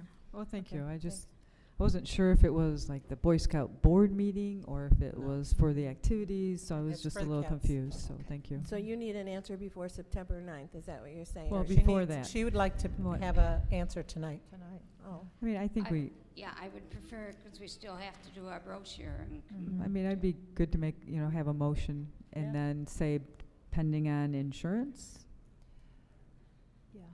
I can provide the insurance copy for the liability insurance Right. tomorrow. I mean, I don't Okay. know what building would be best. Let's- yeah. We would have about 20, Here. we've had as many, Just do it here. 25 boys, plus maybe 5, 6 siblings and parents. Parents says, this is not a Yeah. drop-off and leave, they stay with the kids, Okay. so. So we could have 40 to 50 people Yes. on the other side of here. Yeah. Yeah. Fire, I'm sorry. is there an opportunity that you guys could visit Fire Station 2 Yeah. tomorrow? We can look at it tomorrow, the fire station. What time? I don't know. I carry a dual role. You'd have to talk to the boss. I'm also a leader in Dexter, the Boy Scouts. But I wanted to clarify one thing about the number. Right now, the number is low because the older boys in 5th grade have moved on to the Boy Scouts in February. So from February until we recruit in September, it's a lower amount. But usually it's about 35 to 40 boys with their parents and stuff. Yeah. Okay. Yeah. Hook 'em up. I think they ought to look at the other Yeah, station. I think Station 2 is probably the best idea for parking and if you're meeting on that end with 25 young boys, I don't care how well behaved they are, we're gonna hear them down here. The And big ones too. yeah, and you're isolated out there, you've got a large open area that you could use, and. You can even do the Pinewood Derby out Yeah, there. Yeah, and we can accommodate that number out there, so Okay. I'll get with you and we'll get a time when we can meet out there. Okay. Can we finalize this at our next meeting, or do you want a motion tonight? Tonight. Okay, so go ahead, Jackie. So I'll make the motion that what's your troop number? 5409. So we allow is it the Cub Scouts? Cub Scouts. The Cub Scouts, Troop 5409. Oh, 409? Okay. So the Cub Scouts, Troop 409 to Pack 409. I'll get this eventually. I get my Girl Scouts, Boy Scouts mixed up. To utilize the Fire Station 2 off of North Territorial for their Cub Scout meeting. I'll Okay, support. We should okay. also add to that pending insurance. Oh, yes, and pending liability insurance. Yeah, pending, yes. And then I just want to, for the discussion part of this, I just want to make sure that we deal with our building use policy and the concern that we have someone who represents the township there also. That was kind of a no-no, that we just have meetings in our buildings and no one from the township is present at the same time. So that's something we need to talk about. Someone from the township, in what capacity from the township? Some official capacity, like maybe a janitor even, but just to open the doors and let a whole group in, that's a challenge, so. No, there's nobody there. Right. What we do with the 4-H is we allow them a key to enter, and They drop it back off here or Right. something like that. but with with the electronic entry that we have now, we can control that a little tighter. Okay. Well, I think that's something that the board needs to talk about, though, because our insurer would not be pleased to know that we are allowing the building use with no one officially here. So. We have a anyway. committee meeting Thursday night, so if we meet someplace tomorrow, at time-wise, Okay. Yeah, I can, then we'll we figure can get something out for through- tomorrow. Okay, Okay. Because we don't make the decision ourselves. We got a committee of Sure. 5 people. Thank you, sir. Thank you. Okay. So we have a motion to allow Cub Scout Pack 409 to use Fire Station Number 2 pending receipt of liability insurance coverage. Any more discussion on that? I support. Okay, support by Bell. Oh, so it was Otto and supported by who? Check. Chick. Okay. All right. All in favor, say aye. Aye. Anyone opposed? Okay. Thank you very much for your Okay, time. you're welcome, thank you. Okay, now, our Tetra Tech Smart Rate Study proposal here. Hi, Brian. So there were a multitude of memos here associated with this. I would like to move to contract with Tetra Tech to update the wastewater cost of service Smart Rate Study. Okay, motion by Chalkley and a support by Chick. Now we have an opportunity for discussion or questions of Mr. Rubel. Ms. Bellinger. Regarding this, I would actually like to take a little time and have our new manager, who has a background in municipal water treatment and various of this, he's an expert in a nutshell on this kind of stuff. I would like to have him actually bring to the board maybe his insight and opinions, if he has any, regarding if even another study is needed at this point. Perhaps we have sufficient information to maybe move forward with suggested rate changes or possibly hookup fee changes. So I would actually like to enlist the services of our new professional to get his opinion and suggested ideas with how, if we need to indeed engage in additional studies per se, because studies are, they're costly. And maybe $10,500 might be spent in another manner. So I actually would like for us, the board, to consider either delaying this upon additional information based on our new professional manager, or table this, or whatever is necessary to maybe give our new gentleman with a lot of experience some time to educate the board with what he knows and what he suggests and what he's learned through his years. Thanks. Okay. I would like to speak to this also. I don't think we need to delay and table this item.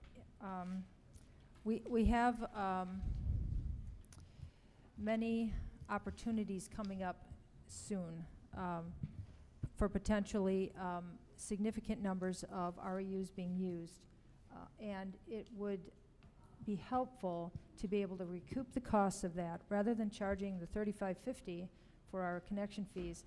This study would allow us to get an updated, to-the-point number that we can use as we consider moving into the future and planning for our sewer capacity needs.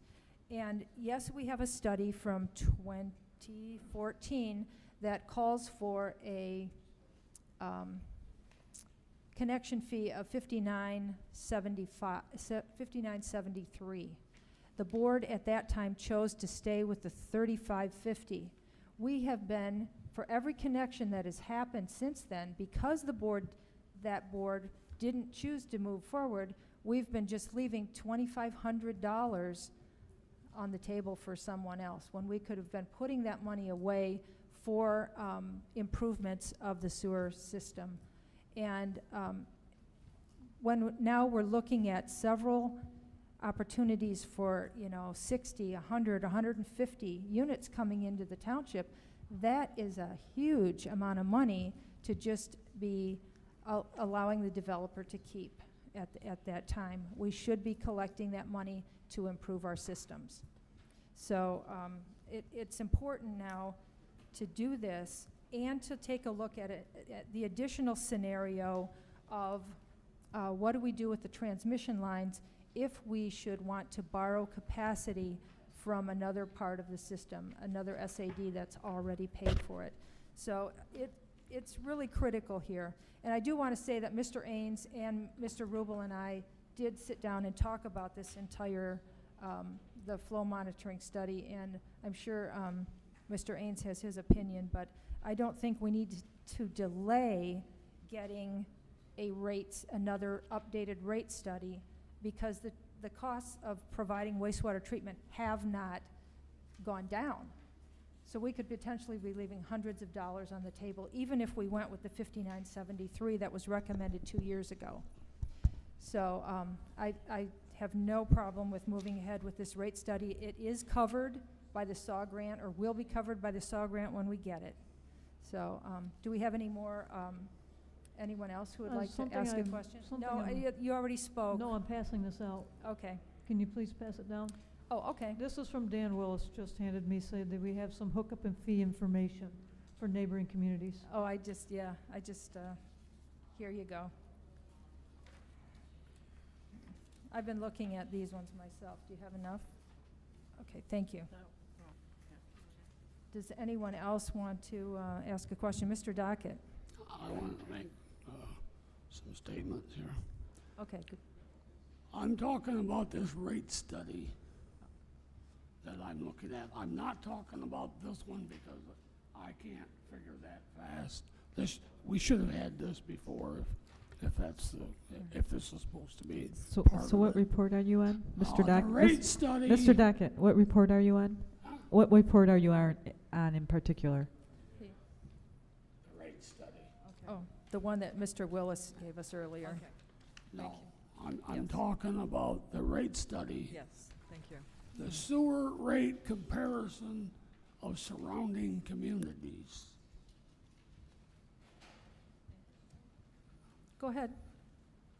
Well, I don't see how this is pertinent to anything that we have in Northfield Township. I'm looking at this, it says, the village of Pinckney, unmetered, $86. That's the third line down on this study, if you look at it. The next one, and Northfield Township's not even in here, so I don't know how it can be a comparable study, because it's not even listed in this whole page, the whole study. But in Whitmore, Northfield Township, it's $84, so it's $2 less than it is in Pinckney. And it's the only thing in this whole page that is comparison to us. All the rest of them are metered. A lot of the village of Pinckney's metered. City of Brighton, it's metered. City of Chelsea, it's metered. City of Saline, it's metered. Village of Dexter, metered. Heartland, metered. So how in the world can this be a comparable study for us when I don't see anything that's on here that we're comparable with? And like I said, Northfield Township's not even on here.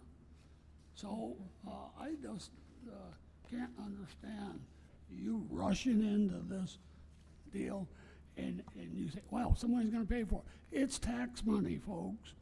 It's tax money. It's not, we cannot afford that. We need to have this bid out. And this comparison study is embarrassing, if you ask me. Now, if there's anybody on this board that looks at this and tells me that this is comparison to us, how do you get that? Yeah. I can't hear you, sir. Yeah. I can't hear you, sir. Is it turned on? Push. Okay. Talk loud. This was an old study I found. Talk into the mic, please. Here. Talk into the mic when you, Can you hear me now? yes. That one's not working. This was an old study I found, and at the last minute I threw it in for informational. It wasn't a current study, and it was something I found last week. Now, I'm talking about this. I'm not talking about what you Yeah, did. I'm that- talking about this. This Yeah. came in That's his, it. this came in his pack. I did not, sir. That's for He me. didn't do that, That's for me, Mr. Dockett. yeah. Oh, okay. Well, I mean, It how do you figure this for a comparison? It for it wasn't a study, it was something that I found, and I It thought says maybe it here, would be rate, informational. sewer rate comparison surrounding communities. Mhm. Okay. I have a Yeah. current one for Hamburg Township that I picked up today, that's as close as I can get.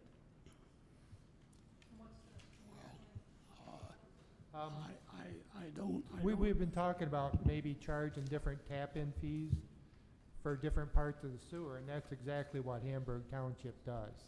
For different different SADs, Mhm. they charge different amounts based on what their need is for that SAD. Hamburg Township averages, their quarterly rate is $155 a quarter. And that's a comparison. If they got water, No, they do not have water. okay, That's just a sewer fee. well, I have none of that in front of me, so Yeah, I just picked this up today. I and this don't is, know. I'm this just is before trying the study. to This is figure to this out. give you an idea Yeah. for some information of why we need to do this study so we can figure out exactly Well, what we need to we do. had a 5-year study. It was 14 and 15. It's a 5-year study, 14 and 15. And then it goes 16 and 17. And then it says that the staff can adjust this over the next 5 years. So I don't see why we need another study right now. That's in this information right here. Nothing was done with the last one either. Excuse me? Nothing was done with the last study. Nothing was changed. And I probably can Oh. explain that. Yeah. Ms. Chick had her hand up first, though. Go ahead, Ms. Chick. I just wanted to. No, I just want to support Supervisor Chalkley's comments about the rate study and the need to have the rates increase, not the rates, but the connection fees increased. We've been talking about this for several years. We've been aware that the rate is low compared to other communities, and considering what we're learning about our system now, I think it makes sense to increase the rates for our connection fees. We should be collecting that money. Mhm. Okay, Ms. Otto. Okay. So the reason why the previous board did not increase the rates, because there was nobody asking for tap fees at the time. We had no builders coming in the last 4 years, so there was no reason to increase the fees at that time. We haven't had any either. Yeah. So that is the only reason why the board didn't increase the fees. And to increase the fees just to increase them to keep the money is not really, it wasn't the right thing to do at the time. So now we're here, we have a 2014 study. We're now 3 years later. We do realize that we have to increase. So my thought is, Mr.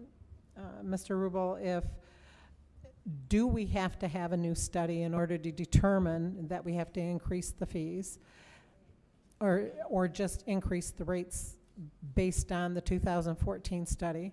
Or is there something that you need to move forward in order to get, I guess, the SAW grant or anything? Would this be based on that SAW grant or anything like that? I think the stimulus, and I thought I went through this in July, was we identified some potential needs at the wastewater plant and at the sewer system to support growth, support new connections, I should say. Hold it really in close. the master plan. Hold it really close to your mouth. Yeah, in the master plan. One way, I mean, the first step, if you wish to proceed with any of those, is to figure out how you would pay for those. The connection fee is one mechanism that you would use to pay for that. The connection fee can recover, if you commit to doing a project, the cost of the project. So the only way to get the cost of whatever improvement you decide to do is, the only way to get it into the connection fee is to do a new calculation with that as part of the calculation. So Yeah, you could adopt the 2014 connection fee, and it probably will get you a good chunk of the way there, but it undoubtedly will still be less than it could be now that you know that you have some needs. So you could justify a higher connection fee.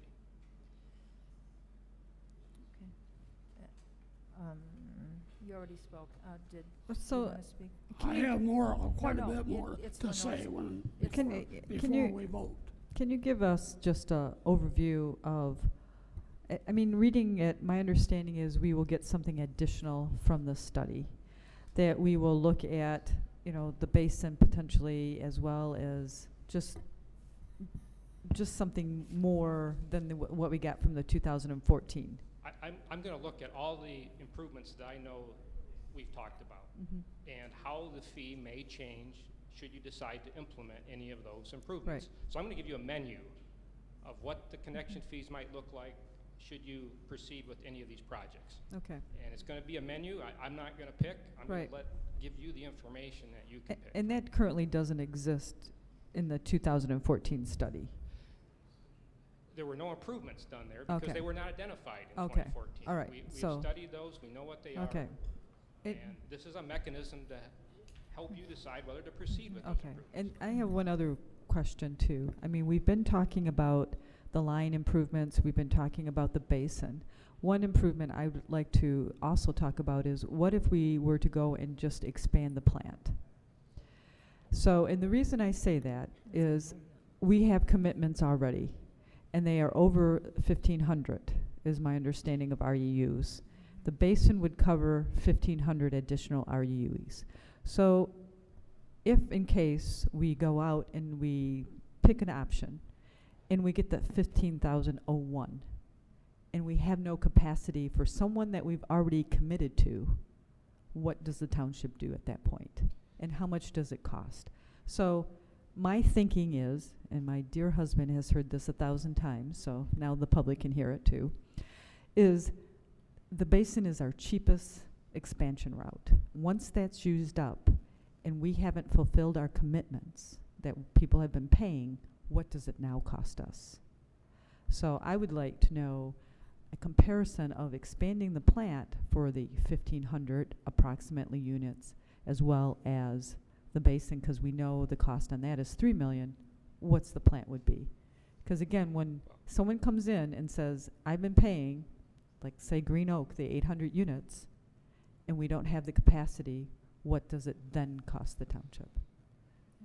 I think that's a different study. I think that's a study of capital cost to expand the plant.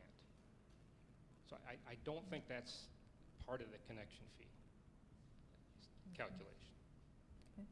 So this question was posed to you probably back in 2014 too, and I think at the time you told us it was probably 4 times the amount of what we're spending on the basin. Yeah, good memory. When you signed the Green Oak contract in 2005, I believe it was, an estimate was made at that time of how much it would cost to expand the plant when eventually everybody connected, and it was $12 million.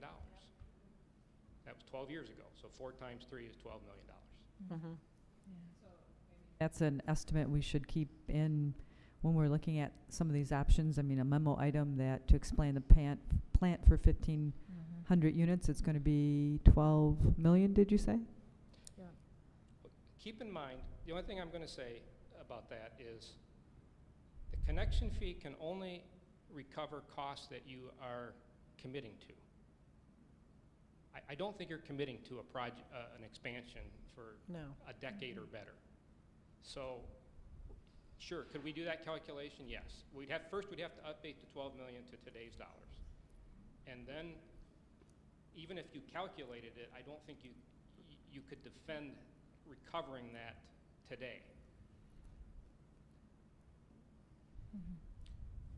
And also the 2014 study showed that we were only charging at the time, I think, if I'm not mistaken, $72 or $79 per household. And at the time, we increased it to 89, some 86, 84. I don't remember.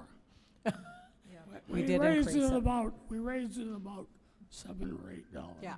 Yep, Yes. 84. But, Okay. but I'd like to say this. She is not on the sewer line. She pays nothing. She's gonna vote. She's not on the sewer line. She pays nothing. She's gonna vote. She is not on the sewer line. She pays nothing. She's gonna vote. She is not on the sewer line. I pay $2,000 a year for my. You guys, I sent you a thing showing what I paid in 1975. Now I like the plant supervisor says that from what I read of his report, it says that he thinks that the new people who coming on, if there are any, because this report here says that it's 14% less than it was in 2009. That's what it says in his report. And our supervisor, plant supervisor, who, by the way, doesn't live in Northfield Township and doesn't pay any sewer bill, he says that the people coming in should pay, not the ones that's been on it for 50 years.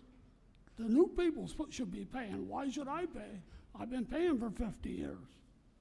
So I don't get it, and I don't like the idea of more than half of this board voting on this, and they're not even involved with it. Thank you. Okay. Ms. Bellinger? I want to reiterate that we have hired a professional here, our manager, Stephen Ains, who has an extensive background in wastewater and wastewater treatment. I want to see us enlist his opinion, his experience, before we move forward with spending more money on another study. He can help us decide if, yes, we do need to have a study, maybe even a different study, maybe not.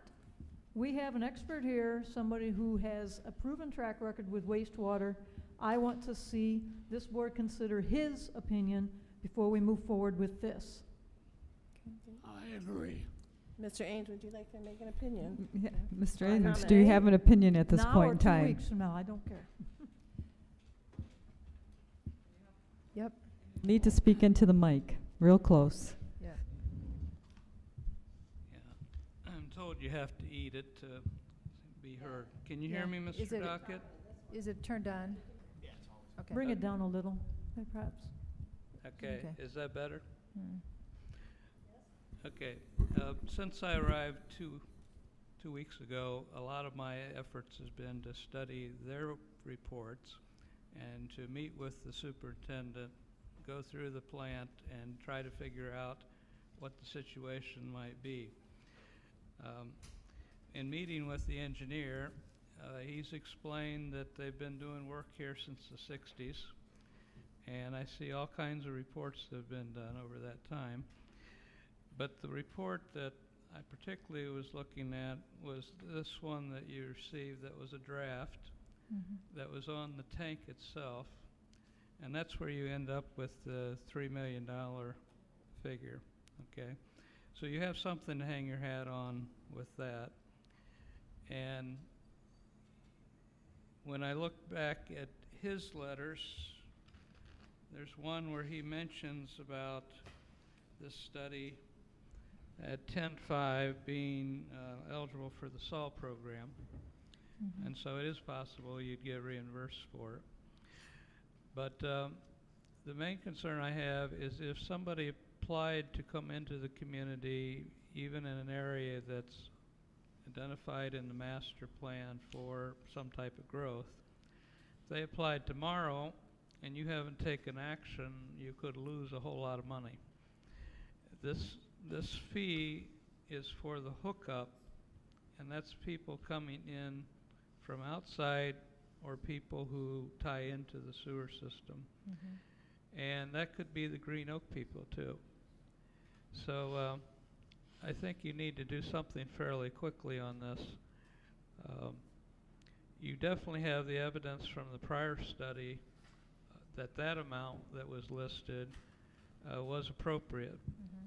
And at the very least, I think you should adopt that to get the ball going. ideally, you do the whole thing at once. But if you're not comfortable with that, I would recommend you adopt the number that was in the old study tonight. And then by next meeting, I'll try to have a further report to you. The number you're referring to, is that the hookup fee number that we should increase by, that you're referring to? $59.50, yeah. Yes, that's the number I'm talking about. If you don't feel comfortable approving the study, at least get that number adopted. And by the time he would do the study anyway, it would be down the road. And I think you ought to have something in place now. So if somebody comes in now, you get the additional money. Can we make a motion to approve that figure for tonight? Well, we do have a motion on the table already. Oh, yeah, I had a motion to update the wastewater. There's no reason we can't do both of those motions tonight. Get the rate study going and then make a motion to increase the connection fee. So my motion is on the table. I would still like us to move ahead with the smart rate study so we make sure that we're recouping enough money into the future, and so my motion stands. I move to update the wastewater cost of service smart rate study to contract with Tetra Tech to do so. So I guess we would need any more discussion on that? Okay, let's have a roll call vote, please. Otto. No. Chick. Yes. Bellinger. No. Docket. No. Manley. No. Zelenak. Yes. Chockley. Yes. That fails. Okay, then hopefully next meeting we'll come back with Mr. Ains' report on the study. Can we make a motion now? For the yes, I'd like to make a motion to increase the connection fee to $59.73. That was the maximum in the last study. I support. Okay, so we have a motion by Chalkley and a support by Bellinger.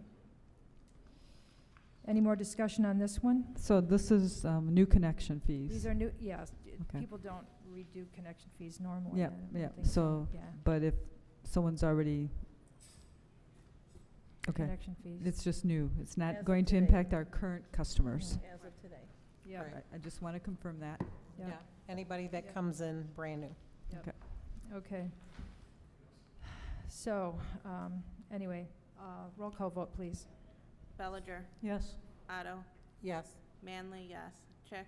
Yes. Docket. No. Chockley. Yes. Zelenak. Yes. Okay, that passes. Thank you. Well, at least we got somewhere. Always get somewhere. Yeah. Thank you for coming in, Mr. Rubel.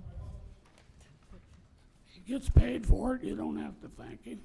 He comes in and he doesn't get paid to come in here. He comes to gets these paid meetings. plenty. He gets a contract without bidding. I would say he gets Docket. paid plenty of money, plenty. He does not get jobs, unless we just hand it to him. Mr. Docket. Well, then don't say that he doesn't get paid. He certainly gets paid. All right, next I would item- like to get jobs like that Next without item on the bidding. agenda is, where is it? Okay, yeah, fire truck purchase. Actually, I would like to let our couple department heads go if they would so desire. Not Wagner. Well, right, but, you know, if Mr. Willis and Ms. Averill would like to go, that's, you know, feel free to do so, because I know you've had a long day. Okay, the next item is the fire truck purchase, and go ahead and discuss this quickly, and we'll go ahead and table it. And Yeah, we're going to ask to table this one more time for 2 weeks. Mr. Burns and I met yesterday, and we have some issues with the contract, and I spoke with the salesperson. He doesn't believe it's going to be a problem to get those issues straightened out, and so because it is a significant purchase, we want to make sure we get it right, and so we're going to ask to table this, and I did get them to agree, because there was an expiration date of 60 days on the contract, and I did get them to agree to, at least in text form, to extend that to our next meeting, so. Do you need a motion? Yes, I move to table the fire truck purchase. I'll support. I support. Okay, until the next meeting, okay, move to table it until the next meeting. So motion by Chalkley and support by who? More. Oh, Chick. Okay, all in favor say aye. Aye. Aye. Anyone opposed? Okay, it passes. I would, the next item is, too many papers. I'd like to make a motion to temporarily promote Sergeant Martin Smith to interim lieutenant. I'll support. Okay, motion by Chalkley and support by Otto. Do we have any discussion on this one? Mr. Dockett. I would like to ask Bill Wagner about him being a lieutenant. I was thinking that he would be a captain, and does he not want to get out of the union? In the interim, yeah, we've both talked about it, and I think we want to stay at the, for now, at the lieutenant's position, but Well, but we may relook at that. He'd be foolish to get out of the union. He's not. When Green might come back. He's not afraid to leave the union. Oh, okay. He's not afraid to leave the union? Right. Oh, but you're still not going to make him a captain? Not until this is all settled and we figure out what's going on. Okay. Okay. So, any more discussion on this? Yeah, I would like to know about Green. What's happening with Green? That's not part of the motion right now. Well, it's in this paperwork here. Well, my Says motion that- was Says to, that he's going to be promoted until Mr. Green is decided on. So Okay. it's in the paperwork. okay. No updates. Is there any No. updates you can share with us? There's not. Okay. Thank you. All right, so the motion was by Chalkley and support by Otto. All in favor say aye. Aye. Anyone opposed? Okay, let the minutes note that Ms. Bellinger was absent from the vote, since you can't tell that, since, anyway, okay. All right. What was that? Ms. Bellinger was absent for the vote. So that'll have to be recorded in the minutes, which you can't really tell by what we just did. Maybe we should take a break. Okay. We're almost done. Yeah, hopefully. I'd like to make a motion to hire part-time officer Christopher Pasco. Does it need to be pending anything? Nope, everything's been taken Everything's care of. good? Okay. I'll support him. So, motion by Chalkley, support by Otto. All in favor, say aye. Hold it. Okay, go ahead. What would you like to ask? I'm wondering, I'm going to probably vote no on this. He's a double dipper, is that right? No, No. He's not? no, he's retired. Oh, Didn't I say that? Yeah, recently retired from the Michigan State Police. well, he's not retired. Well, if he's a double dipper, if he's drawing benefits. Well, he's not, I mean, we're not going to have to pay his insurance because he's No. part-time. no, it's just part-time. Okay. Thank you. Okay. Are we ready to vote then? Yes. Okay. All in favor, say aye. Aye. Anyone opposed? Okay, passes 7-0. Thank you. All right, thank you. The next item on the agenda was the Bark Park lease agreement. And I only put this, I put this on here thinking that it was in a form that we could adopt, but they apparently, many years ago, actually did sign an original lease for it. This version has some parts added that were not in the original lease, and there potentially was another lease in between the original and this one that we're seeing. But the big thing about this is that we eliminated the dog waste removal. And if you note in the contract, it talks about dog waste removal, actually in the one that I saw signed, twice a week. And we have eliminated that. And if you see that in the bills, we're actually continuing to pay for the dog waste removal, and there's $0 in that line item. We really should correct this. And the mowing is also being done over there. And those kind of costs,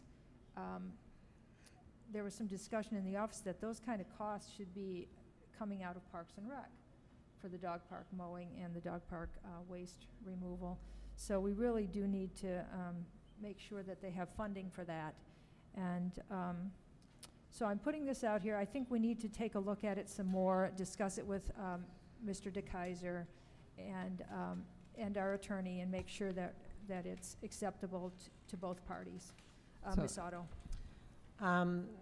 One, I did wonder why we are creating a whole new contract when we should just be amending the last agreement. And you're right, we should not even accept this at all, because then we're going into a whole new contract, and I didn't even know if the old contract was still up or not. As far as the cost of removing the dog waste and cutting the grass, then that would mean that the second firehouse would have to have an allocation for grass cutting and for lawn. 75 Barker would have to have the same thing. The non-motorized pathway would have to have the same thing. You're separating all these things out. So unless you're doing it for one, which is the dog part, you got to do it for all. Well, I don't mind how the board wants to do this, but we just need to make sure we take care of our obligations with the schools.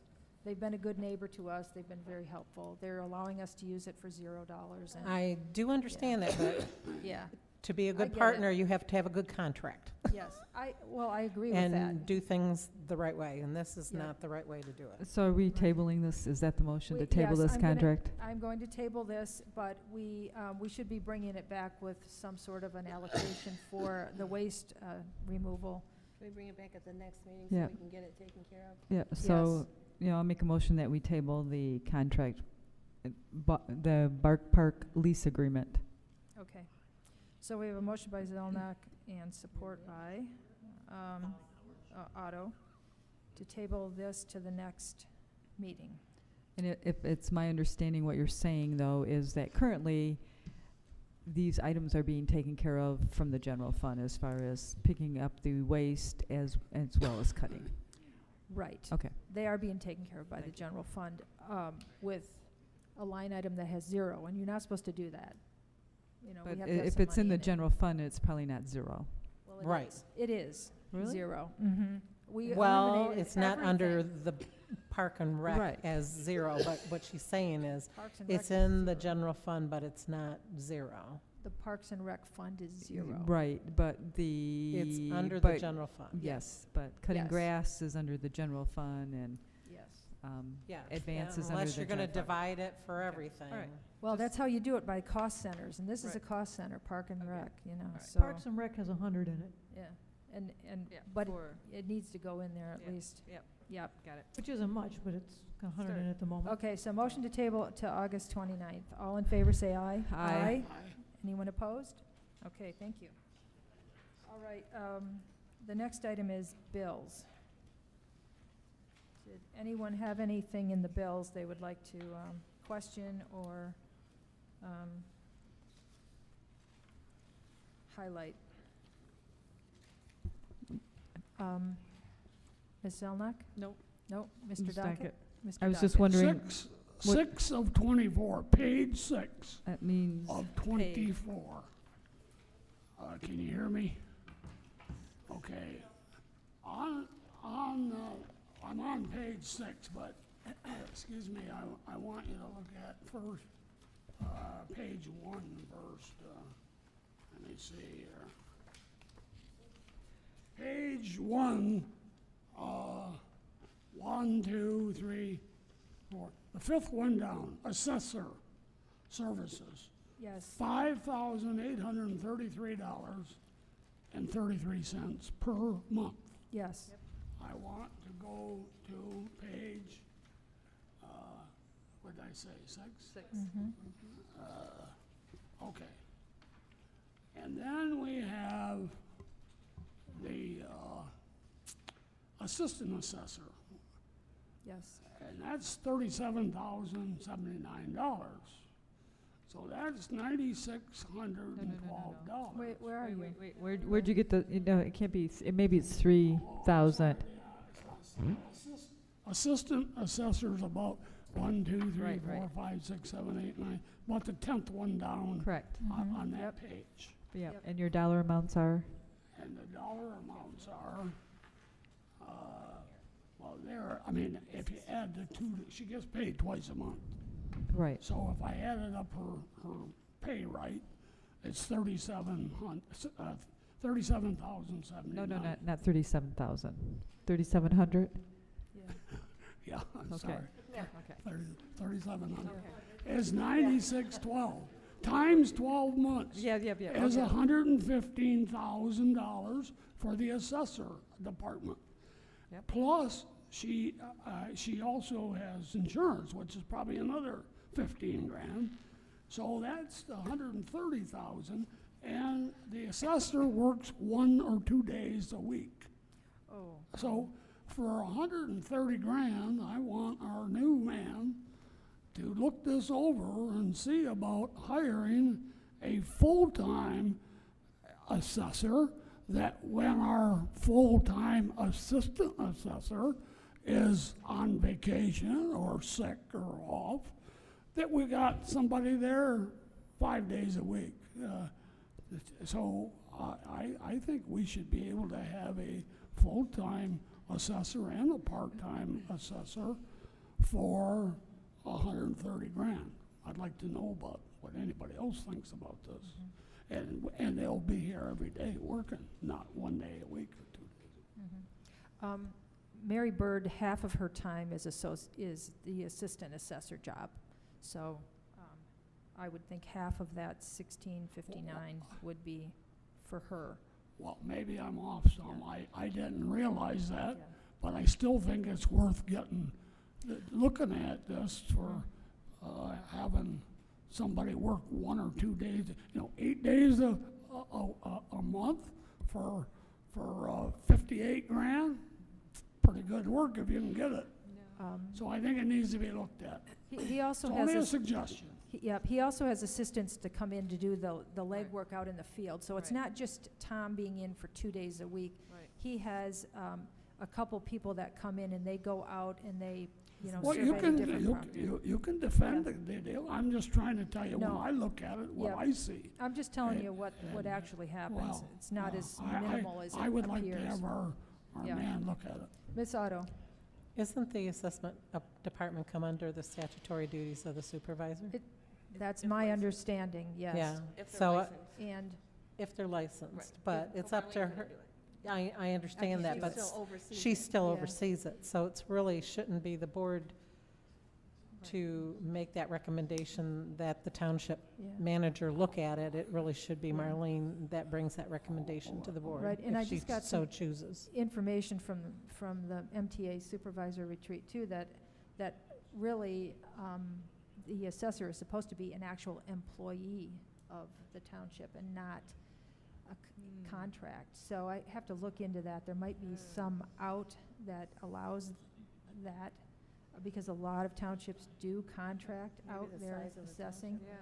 But, so I wanted to look at that, and yes, it is a significant amount of money, but we should look at it, and I would confer with Mr. Ains, because he has some experience too, so. Ms. Chick? In previous boards, actually, I had recalled that we had asked the supervisor to actually bring an assessing report quarterly, so that we're aware of what they're doing Yeah. and what properties that they've Yeah. actually contacted, so I'd like to see that start too. Yeah. I get people that tell me they call for the assessor, and they say, well, they only work 1 day a week.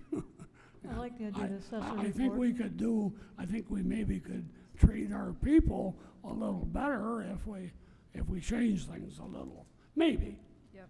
Yeah, I mean, I will say that Tom is he's very good. And we do have Mary Bird there to answer questions if Tom's not available or something 5 days a week. Well, she does go on vacation. Well, She does have sick days. if she's on vacation, then maybe not. But Well, I think it needs to be looked at. I just want to say that I think Tom is outstanding. You can argue with me, but I'm I not think it should be arguing. looked at. Just Okay. making a comment. All right. Okay, is that all from the bills, Mr. Dockett? That's it for me. Okay, anyone else have a bill comment? Maybe. Maybe. Is it paid or open?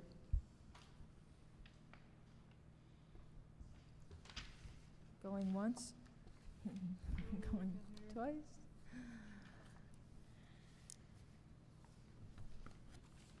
No, not right now, I guess. Okay. The next item on, so I'd like to make a motion to approve the bills. Support. Okay, motion by Chalkley and support by Zelnok. All in favor say, any more discussion? All in favor say aye. Aye. Anyone opposed? No? Okay, great, thank you. The next item, Ms. Otto added, and it was to authorize the attorneys to draft an independent contractor's contract for, well, I'll let you go ahead and Yeah. make that motion. So I do want to make the motion to authorize our legal counsel to draft agreements for independent contractors for both Jim and for Lisa. Okay. But we need to absolutely determine whether I think he is.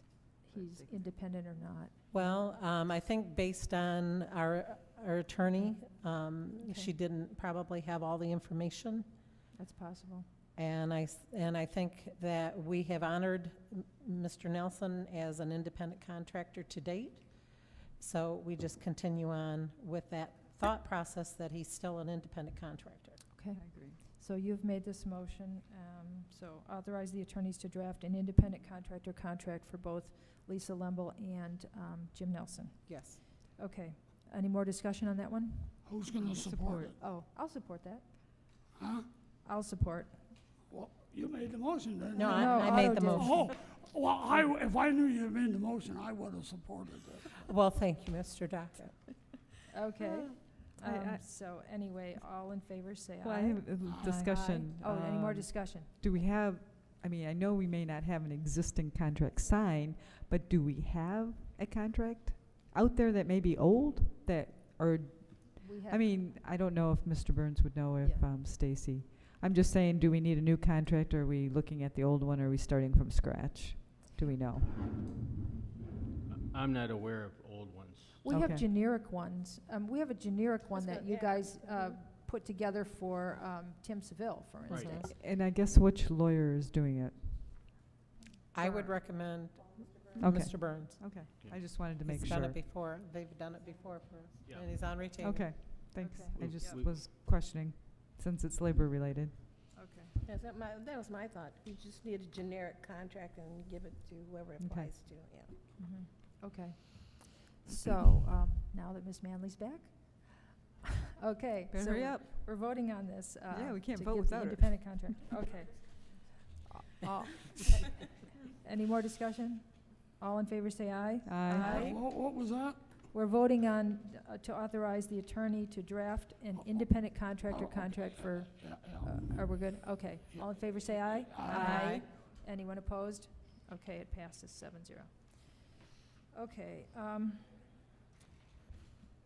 discussion items. I just added this down because I wanted your thoughts on our agenda. As you can see, we Question, statement, something I should have said earlier, but I forgot.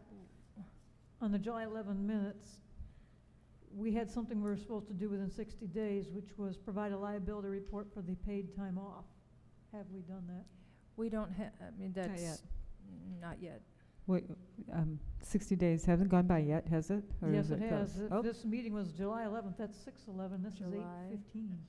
Yeah, I know, time is going. July, August, it's- no. No, we have We have still until till September. Oh, okay.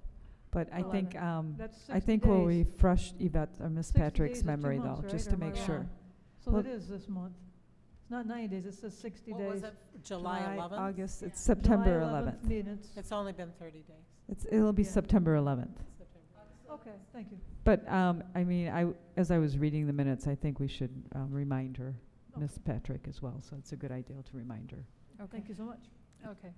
So I only brought up the agenda revision just to try to clean it up a little at the beginning, and if board member clarifications isn't quite what we want to be doing. I just and think it's board member comments. Comments, yes. And I have an opinion on that it's just, because our meetings run long, I think it's good to have the comments up front because people may not be around either at the meeting or even at home watching it. But what's more important to everybody, the comments or the business at the beginning? I would think it's the business, and so we have a tendency to kind of do It's all the business and it's all run-on- important. run-on discussion at the beginning, and then people are, I don't know, they're probably turning their TV off or walking out, by the time we actually get to the business. I don't know. Sometimes. So I'm just putting I this mean, out for yep, discussion. I'm just, giving you my, thought is that Okay. it's our opportunity to communicate to the public, maybe on items that are either on the agenda, not on the agenda, and, if we wait until 9:30, 10 o'clock, we've lost that opportunity. Okay. That's my opinion. Ms. Chick.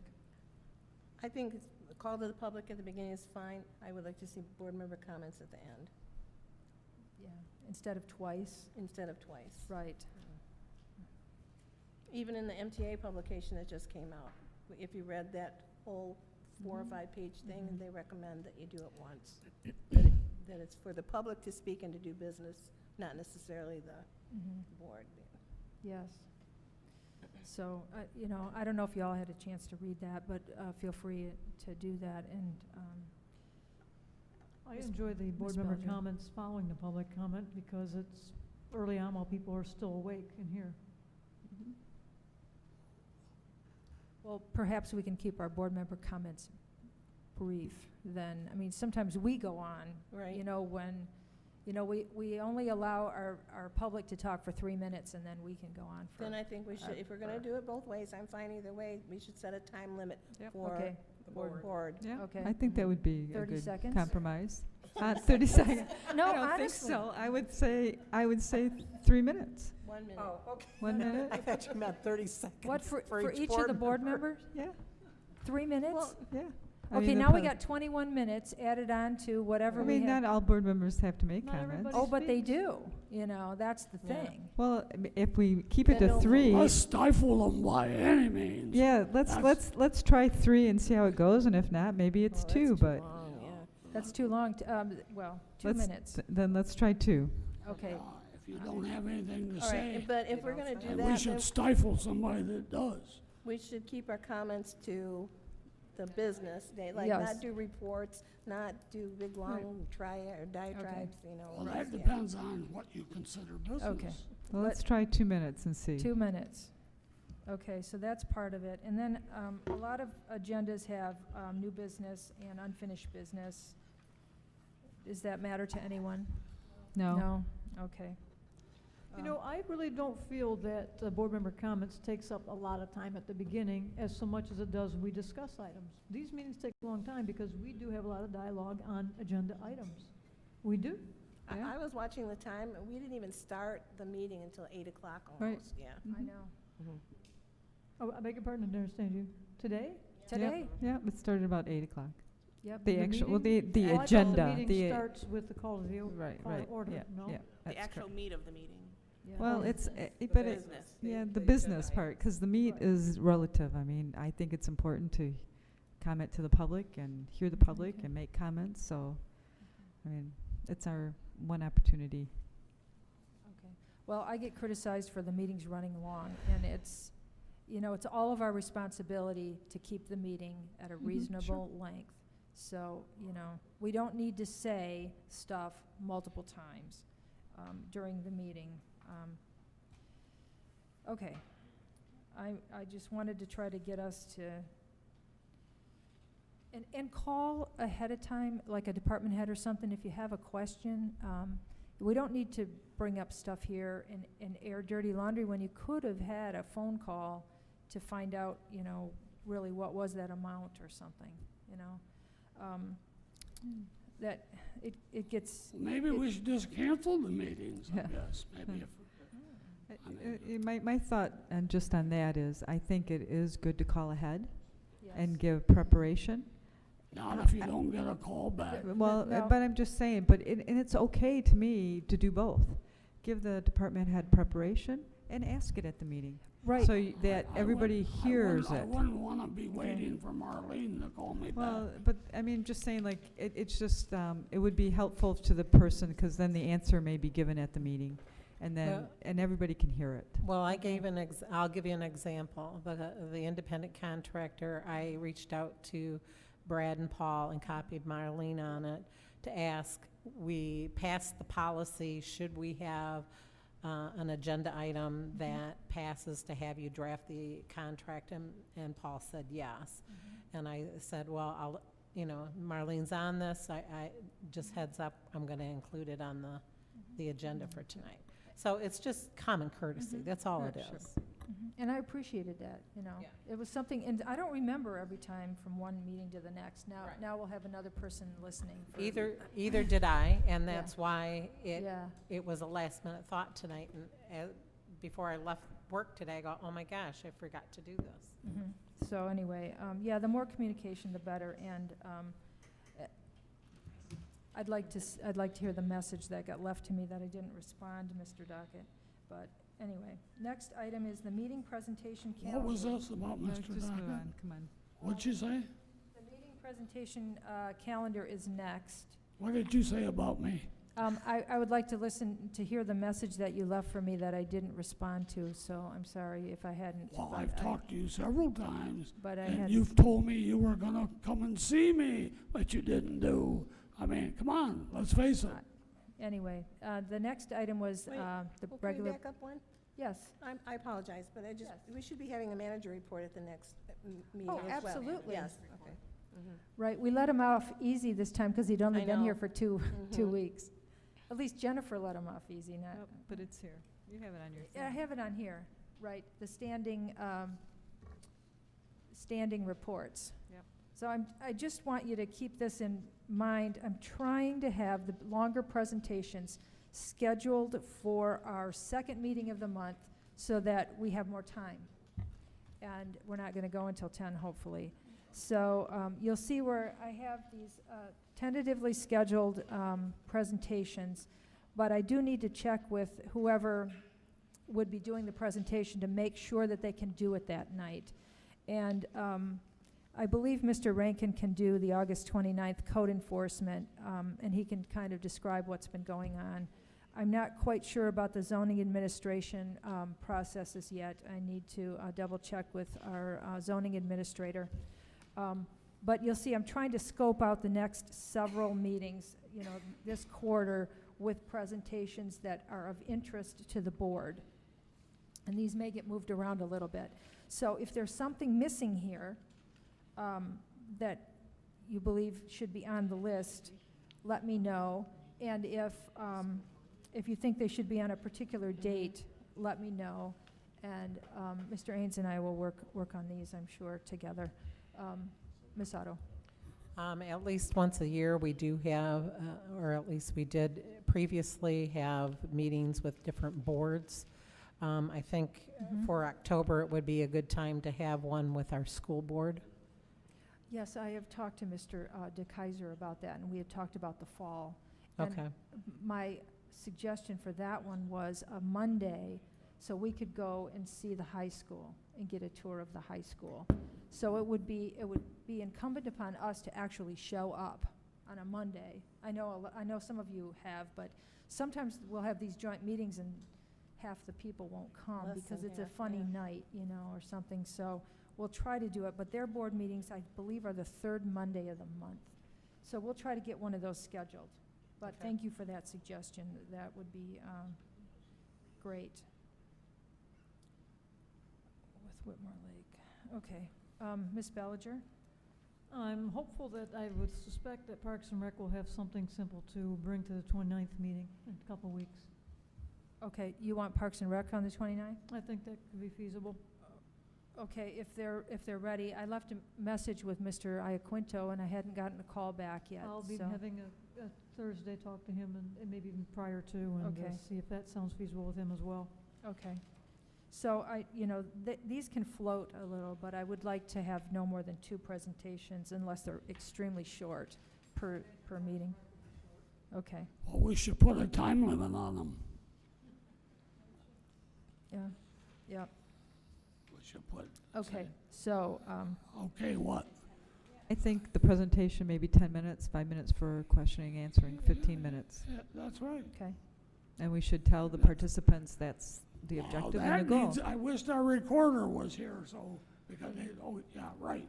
Okay. That won't happen. No, I mean, so we should really try to keep them to it. That would help. Okay.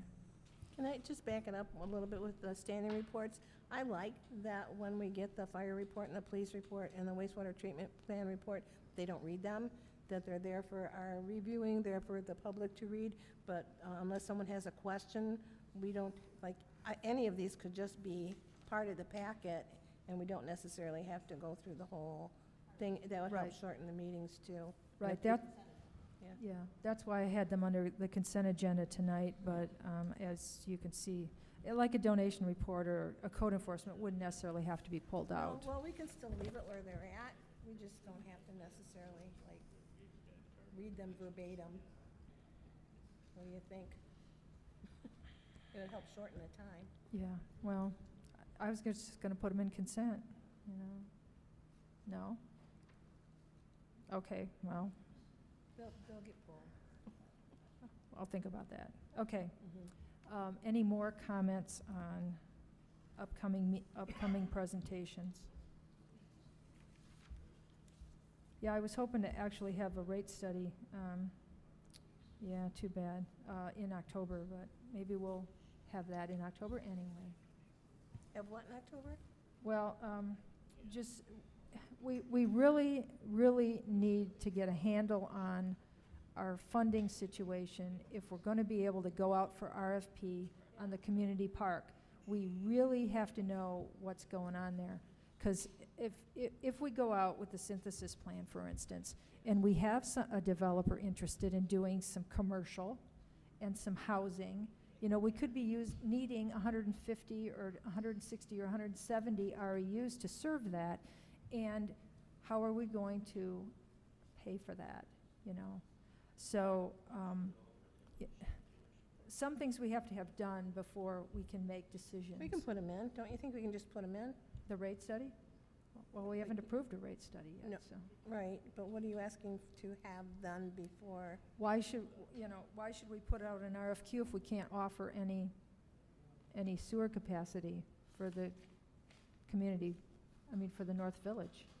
So the rate study was basically to analyze our situation and let us know at what rate our connection fee should be at, Right. correct? But we also need to make that decision on whether we're going to move forward with the equalization basin. Yes. And if we're going to expand the transmission lines. That's key.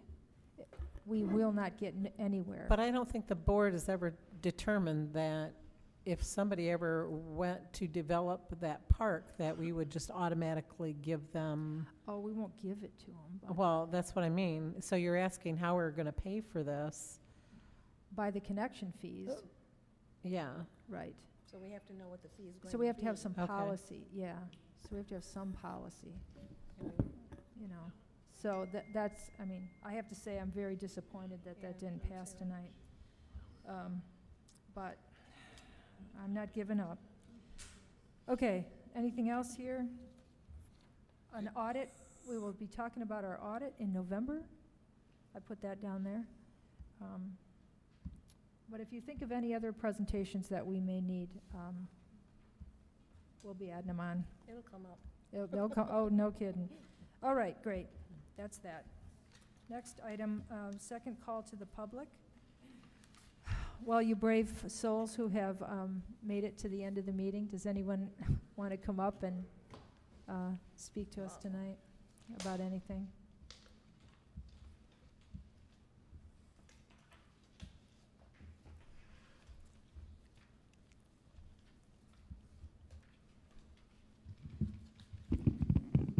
My name's Dale Brewer. I live at 11548 East Shore Drive. It's here in Whitmore Lake, and I am in the sewer district, so I do pay sewer fees and sewer charges. I have a number of comments on it. I'll try and keep them brief. First of all, even your engineer that spoke indicated that the connection fees are going to be dependent on what the cost is to do the project. So you need an estimated cost to determine whether you have a correct fee for some of these costs that are in there. You also need to have fees that show you what the coverage is, whether you're putting this money into your capital improvement fund for your 10-year or 20-year capital use plan. You need to know what your current rates are and what those costs are for use. And there's a number of things, I mean, and they're not all being looked at. Tetra Tech, as good or as inferior as you want to look at them, depending on who you talk to, is not the capable unit to be making this study. You need someone that has an auditor on board, because you have to have these figures audited. Tetra Tech's not an auditor.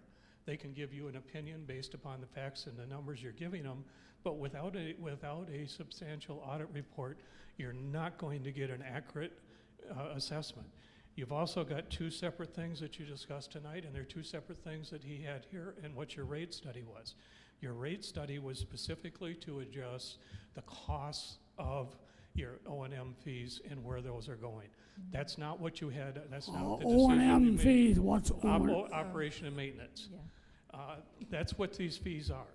And they also have reserve fees that are put into it for capital funds, for general expense funds, and for there's a number of things that all go in it. All of those have to be taken into consideration. Then you have to put them into an auditing study. The only reason that Tetra Tech is pushing for this is because if you give them the okay and it can be done in a timely manner, yes, you may get some payment back on the Sawgrass, but you may not also. And even if you get payment on the Sawgrass 80%, you still have to budget 20%. So you need to keep those figures in mind when you're doing this. This isn't a free study. But first of all, I would put it out to bid. You've got another engineering firm in-house that does 100%, just a super job. I won't give in to buy or what. OHM, they're your engineers that review all your stuff here. They weren't given an opportunity to bid on this project. They need to be brought in. You have a third party that's adjusting this and can look at it. You don't have all the data to put together a rate study. There's so many voids in what you're doing here that it's a shame that you're considering and you're so anxious to give them the rate study. Second of all, and foremost, these rates that you're looking at, Hamburg Township, the reason Hamburg Township rates are so high, they're all on grinder pumps and they're all on force mains. They have an additional cost for operation and maintenance, what over gravity feed does. So you're not comparing apples to apples on these and on many of them. So you need to have this broke down. You can't just look and say, gee, Hamburg Township rate is charging $151 or $155. Why aren't we there? The reason you're not there is because you don't have the same cost structure that you're involved with and what you have to do to determine it. You also have a newer system. They are building their long-term capital improvement fund and for their replacement funds. Those are things that are being set up. Optimistically, this system has been in place for 30 or 40 years. This system should have some of those reserve funds already built into it. If it doesn't, yes, you're going to have to accelerate. But you need to see where that acceleration is and how you want to build it into the cost for this. I'm sorry, I'm going over the 3 minutes, but this is really important things that I think you need to look at. Second of all, like I say, you've talked about a lot of different things there. You've talked about improving your timing on you've got a consent agenda, and then as you go down into the next item on your consent agenda, you've got reports by the same things you were giving under the consent agenda. Why are you on here twice? If they're on here once, that's fine. You don't need to do them twice. If you have questions under the consent agenda, call them out and deal with them at that time. You don't need two separate reports. Yeah. That's what we did, Mr. Brewer. I mean, Mr. Dockett pulled those out and we moved them down there. Well, Yeah. I'm not blaming anybody, but you're asking how to further, keep your meetings going. If you've got a consent agenda and you've got all these items on it, you don't need to pull them out and deal with them at a later date. Take them out of the consent agenda and deal with them quickly. I mean, you spend so much time going back and forth over things, and it's just, it's a shame because you're spending time that's not necessary. And it's a shame you had the Boy Scouts here and you had to debate where you're going to put them. There should have been a decision made by somebody before the Boy Scouts ever came whether they could use that facility or not. They shouldn't have been them trying to justify where they're going to be. It should have been done before they came. It should have just been a simple motion. These are the things you need to start to look at if you want to start to run an efficient board meeting and keep people's attention. You can keep people's attention. You can have people here. You can also have people continue to watch. But when it just goes every which way and you don't have any content in it, it's not appropriate. And I just want to make one other comment regarding when the question came up on the sewer study. I don't know why you had Tetra Tech stand here in front of the board when you made a motion to approve their study. It just doesn't make any sense. He can be here if you have a question regarding the study, he can address it. But when you make a motion and you pass a motion, then you don't ask him to come up and discuss it. The board should have already had that information, and decisions and questions should have been dealt with beforehand. If not, then it should be tabled and gone on. I'm glad to see that somebody finally took the initiative to table it and to take the time to maybe come up with what you need. You do have a person that you've just hired that has knowledge regarding sewers and solid waste studies, and he needs to look at what's going out in this proposal before you start to accept it. Thank you, and again, I apologize for taking the extra time, but it's really concerning to me when I see this because, again, I do pay those sewer charges as well. Thank you. Anyone else?